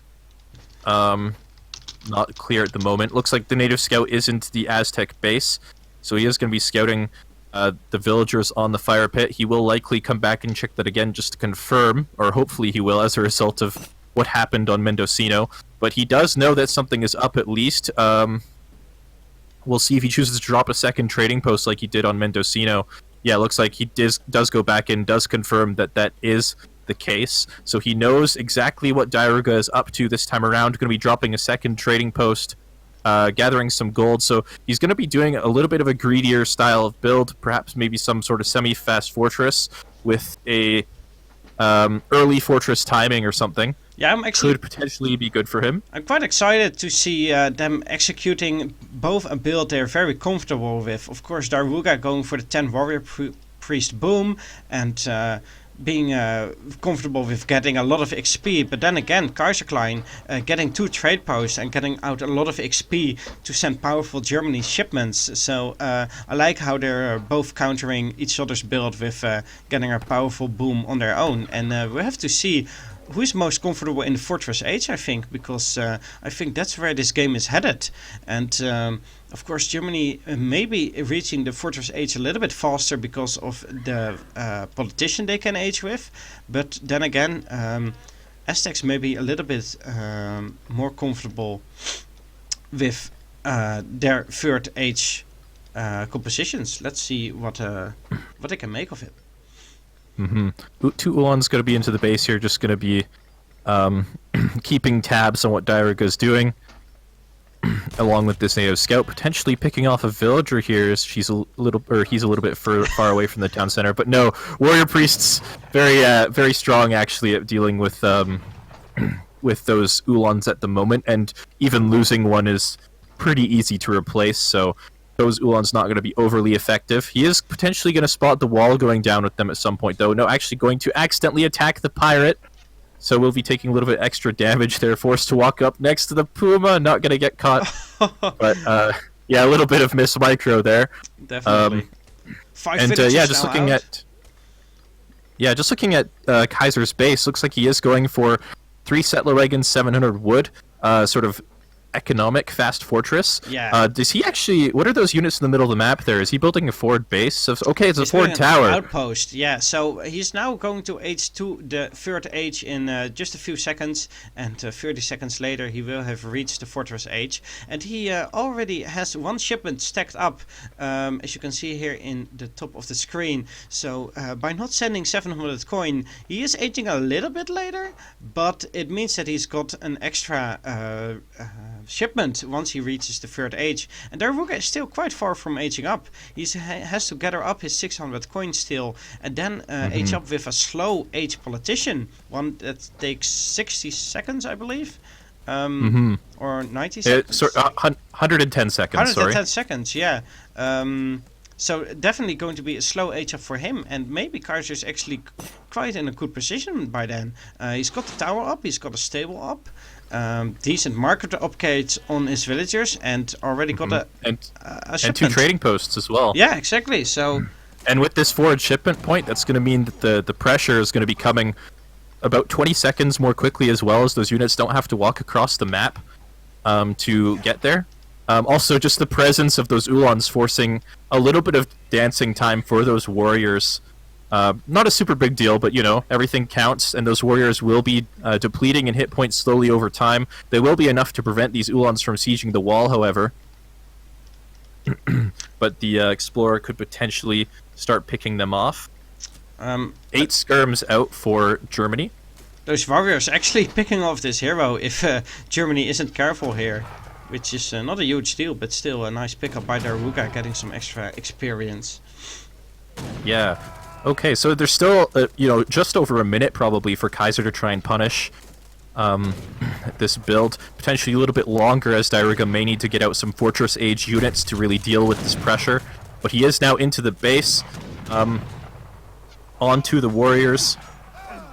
Gotta remember, the warrior priests are very good defenders here, especially once he reaches the Fortress Age, that doubles their damage. Only 15 attack right now, but once he reaches the Fortress Age in about 50 seconds, they will have 30 damage, which is well, almost as much as a Ulan. So definitely very strong fighting units at that point, but he still needs a little bit more time, and I'm not quite sure he's got enough time. There are some warriors out, but Kaiserklein is doing a lot of damage with the skirmishers and Ulan. Yeah, but at the same time, like, what is he really trading these units for? He's getting a little bit of idle time down on the town center, but the warrior priests, you know, it's not a big deal if he loses, like, 2 or 3 even. And losing warriors is not very costly either. He's now on 9 warrior priests, so 1 of them has gone down, but diarouga's age up is going to hit in a few seconds here. 8 warrior priests are left, and it looks like he's actually now pushing out with all his warrior priests. His hero has got the chief ability, so he's got the special attack. And Kaiserklein sending in 9 more Ulan from a shipment, but... along with 5 from a batch for the stable, looks like, yeah. Could potentially be quite strong. There's a lot of low HP units under this town center. He's actually getting a lot of kills now. Yeah, he's picking off all the warrior priests. Only 3 are left at this point, and that is basically all diarouga's fighting presence at the moment. He's got still a few low HP warriors. Only 1 warrior priest left, and it actually looks like this might actually be over for diarouga, don't you think? It's possible, yeah. Losing those warrior priests, he can afford to lose a couple, but definitely can't afford to lose all of them. And they're all down. It's going to be very costly to replace those. However, with the Eagle Runners out now, he is going to be forcing the Ulans to retreat. But yeah, definitely a very costly trade for him. At the very least, Kaiser, even though he did expend a lot of units to do this, he is going to retain map control. You can see there's not a lot of hunts left inside the base. For diarouga, he's also got villagers dancing on the fire pit now, which means a little bit less resources coming in for the moment. If he chooses to try and dance up for warrior priests again as well, it's going to take him a very long time to do that. So this is definitely looking very good for Kaiser, as you said, yeah. Yeah, this is looking very good for him. He's still... He's got to be very Diarouga careful is though, not to actually aging overcommit up. here. Oh wow, he actually already had the resources to go industrial. What? How did we both miss that? Well, I guess he sent 600 gold as his second shipment. now Or, sends- like he sent 600 gold again Yeah. while he was aging up to fortress. He now sends And smoking once he- mirror, and he's going to Yeah, so take on this entire that war army chief with is going to just be his very hero. very strong. Look at that, it's just incredible what this hero can do with 1400 HP, and there's still Eagle Runner Knights to back him up against the Yulan. And Yeah, actually, I is- think this is good for Diarouga all of a sudden. yeah, I And mean, once he gets up to industrial, he's got access to those great shipments like the infinite 20 mace card. You know, like the how many coyotes is it? Is it like 15 coyotes or something? I'm not quite sure since... Yeah, I actually don't know, I'm sorry. Can you can you check his deck real quick? Yeah, in deck he's got 15 coyotes, 24 maces, 7 skull knights, and 20 mace Yeah, infinite. okay. And It is gonna he's be a little aging bit- with the warrior, so that gives him 5 skull knights, I believe. It is going to be a little bit weaker as he doesn't have warrior priest available at the moment. It looks like he is dancing those back, but he doesn't actually have a shipment available once he hits up here. Yeah, but this is going to be tricky for Kaiser. He does have Jaegers out now, which will do very well against these Skull Knights and Eagle Runners, and potentially Mace Holden shipments, but yeah, it's really hard to say how this game is going to go right now. The War Chief is running straight in. Again, going to be getting off some damage onto these units. Yeah, going to do the special ability against those Jaegers and potentially doing a lot of damage. It looks like it's down now, but knowing Diarouga, he will probably revive it in just a few seconds and try to do it again. There it is! Going straight up against this army again, doing the swashbuckler attack, taking down 2 skirmishers, 5 war wagons now going forward, which can do a lot of damage against these Eagle Runner Knights and Champion Skull Knights. So he probably needs 24 maces next.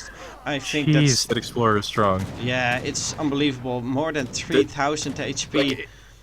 It just has area damage on its normal attack too, which is doing so well against the skirms and Jaegers here. And Kaiser's actually forced to retreat as a result. He can't keep wasting There it is units again. on that War Chief. 3000 HP. Yeah, that is just- well dancing though. So normally Yeah, it's yeah, only but- got to 1900 as you see now. But yeah, it's insane. And meanwhile, Diarouga is probably saving up for his next shipment. Do you train spies against this? I'm Like, not you quite might sure. have You to, still... right? Yeah, he's actually building a church. He is building spies. Okay. He's building mean, spies, that- yes, they're in queue. That will make dealing with the Explorer a little bit easier, but once the units are out for Kaiser or for Diarouga, like he's got these 24 mace out already as well. Potentially with the next unit shipment, those spies could just go down very, very quickly to the rest of the army. But yeah, I don't know. I think this is actually looking pretty good for Diarouga. He actually doesn't even need access to resources apparently.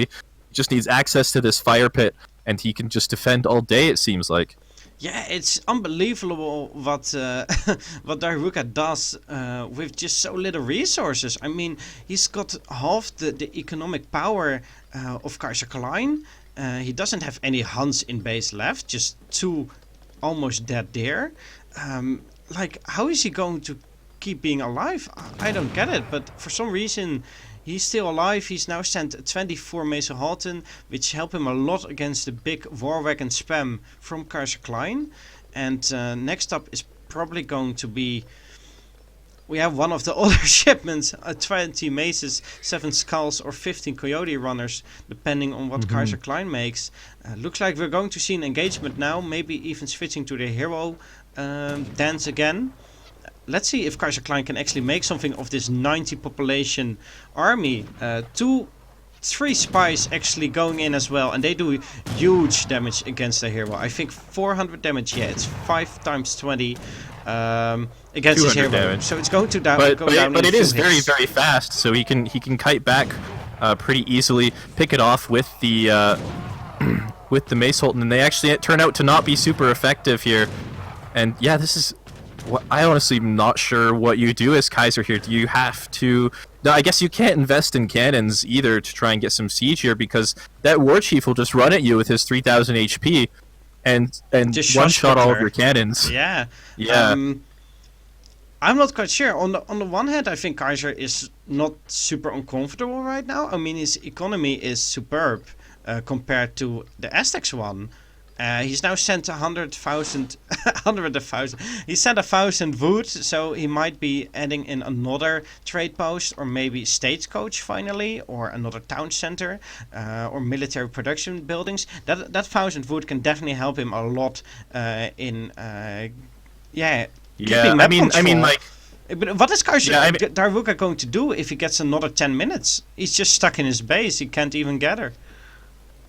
Yeah, it's true that he can't gather, but does he need to gather? I mean, even if he's down like 20 vills as he is at the moment, how much of a deal is that at the moment? Like, he can just continue to send shipments. I suppose those shipments are going to get more costly over time, but as they fight, he will accrue more experience off the back of that war chief aura. That'll give him more shipments, and he is going to have access to these 2 hunts out the front of his base pretty soon, it looks like. He could potentially also catch up in the boom pretty quickly if he chooses to fertility dance a bunch of villagers out. Looks like he deleted a wall segment there just because he doesn't want to invest the 50 wood into a wall, or a gate. It looks like... Yeah, honestly, I'm not sure how this plays out.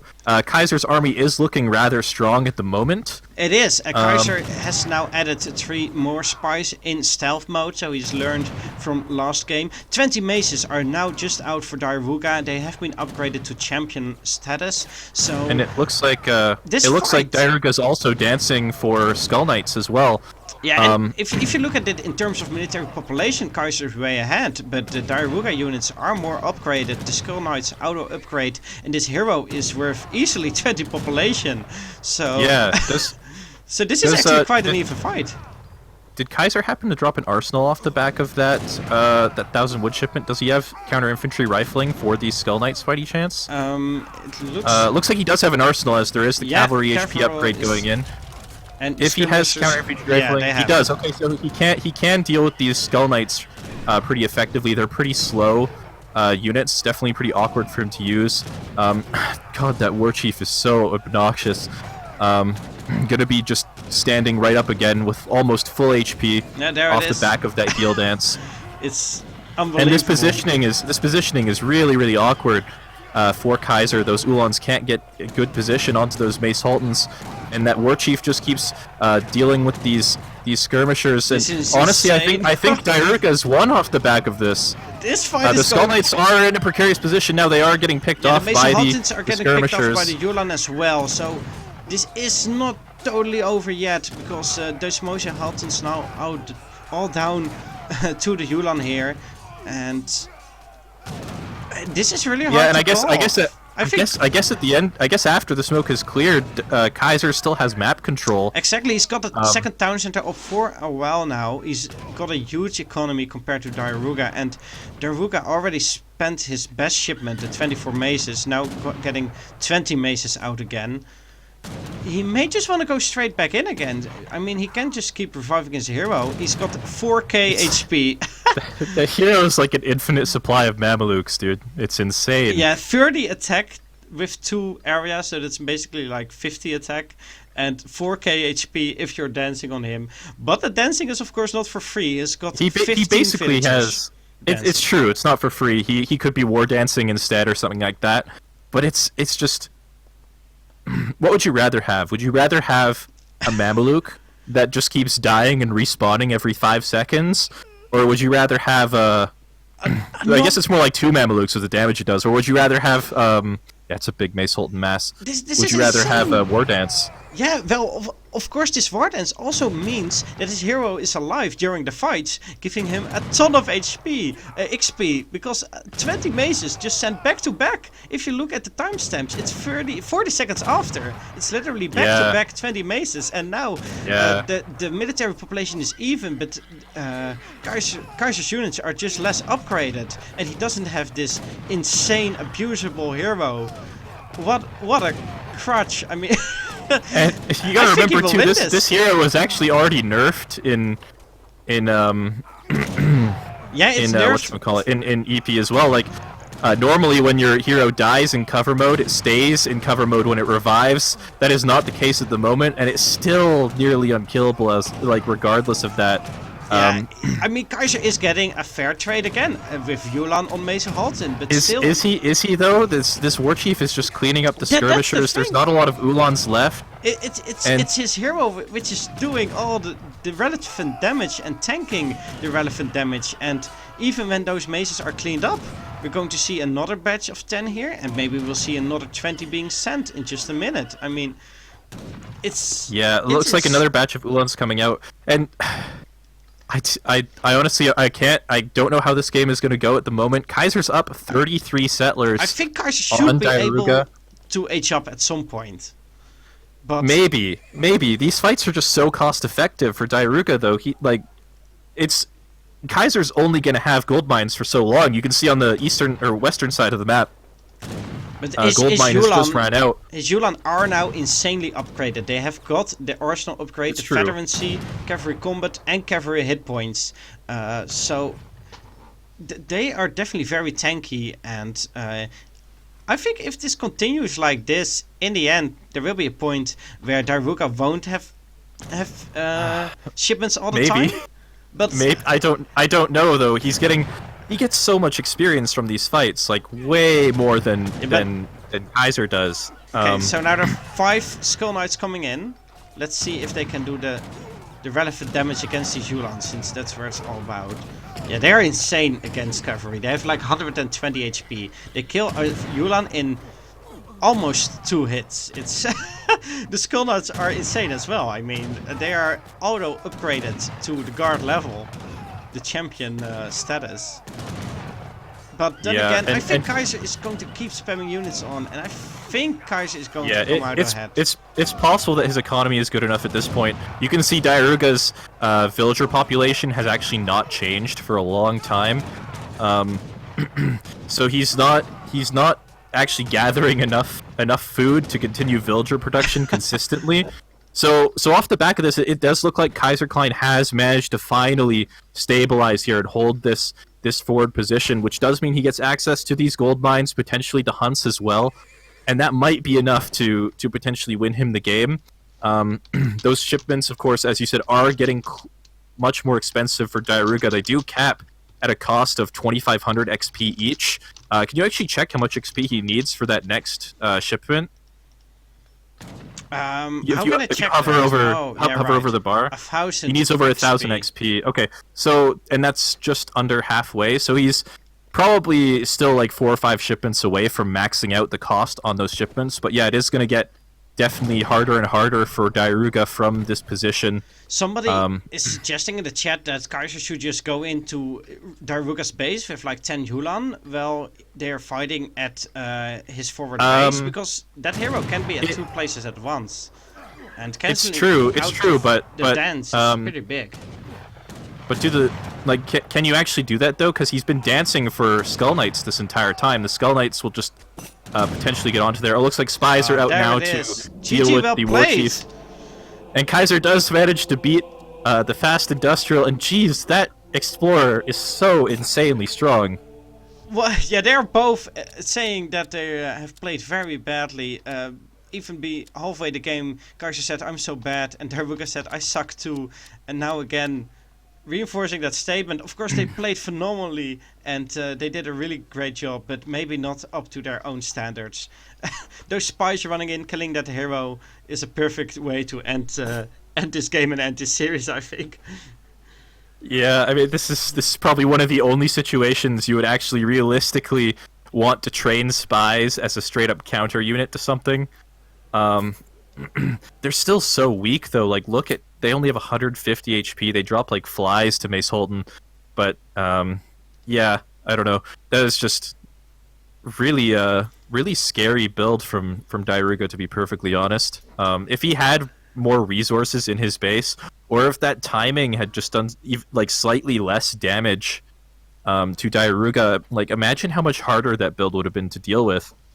Yeah, definitely. And if you look at the military graph, you can see that Diarouga is just taking all the right fights for him. Somehow he's managing to take on this 124 population army with just 80 of his own by abusing that incredible hero. So definitely very very scary strategy from diarouga, but also a risky one. I think he almost lost it there in the third age, where all his warrior priests were down. For some reason, he quickly got them back. Imagine if Kaiser had done something slightly different, like maybe if he dropped an artillery foundry and made petards or something. It could have been very, very difficult to hold that town center while he was trying to go up to industrial.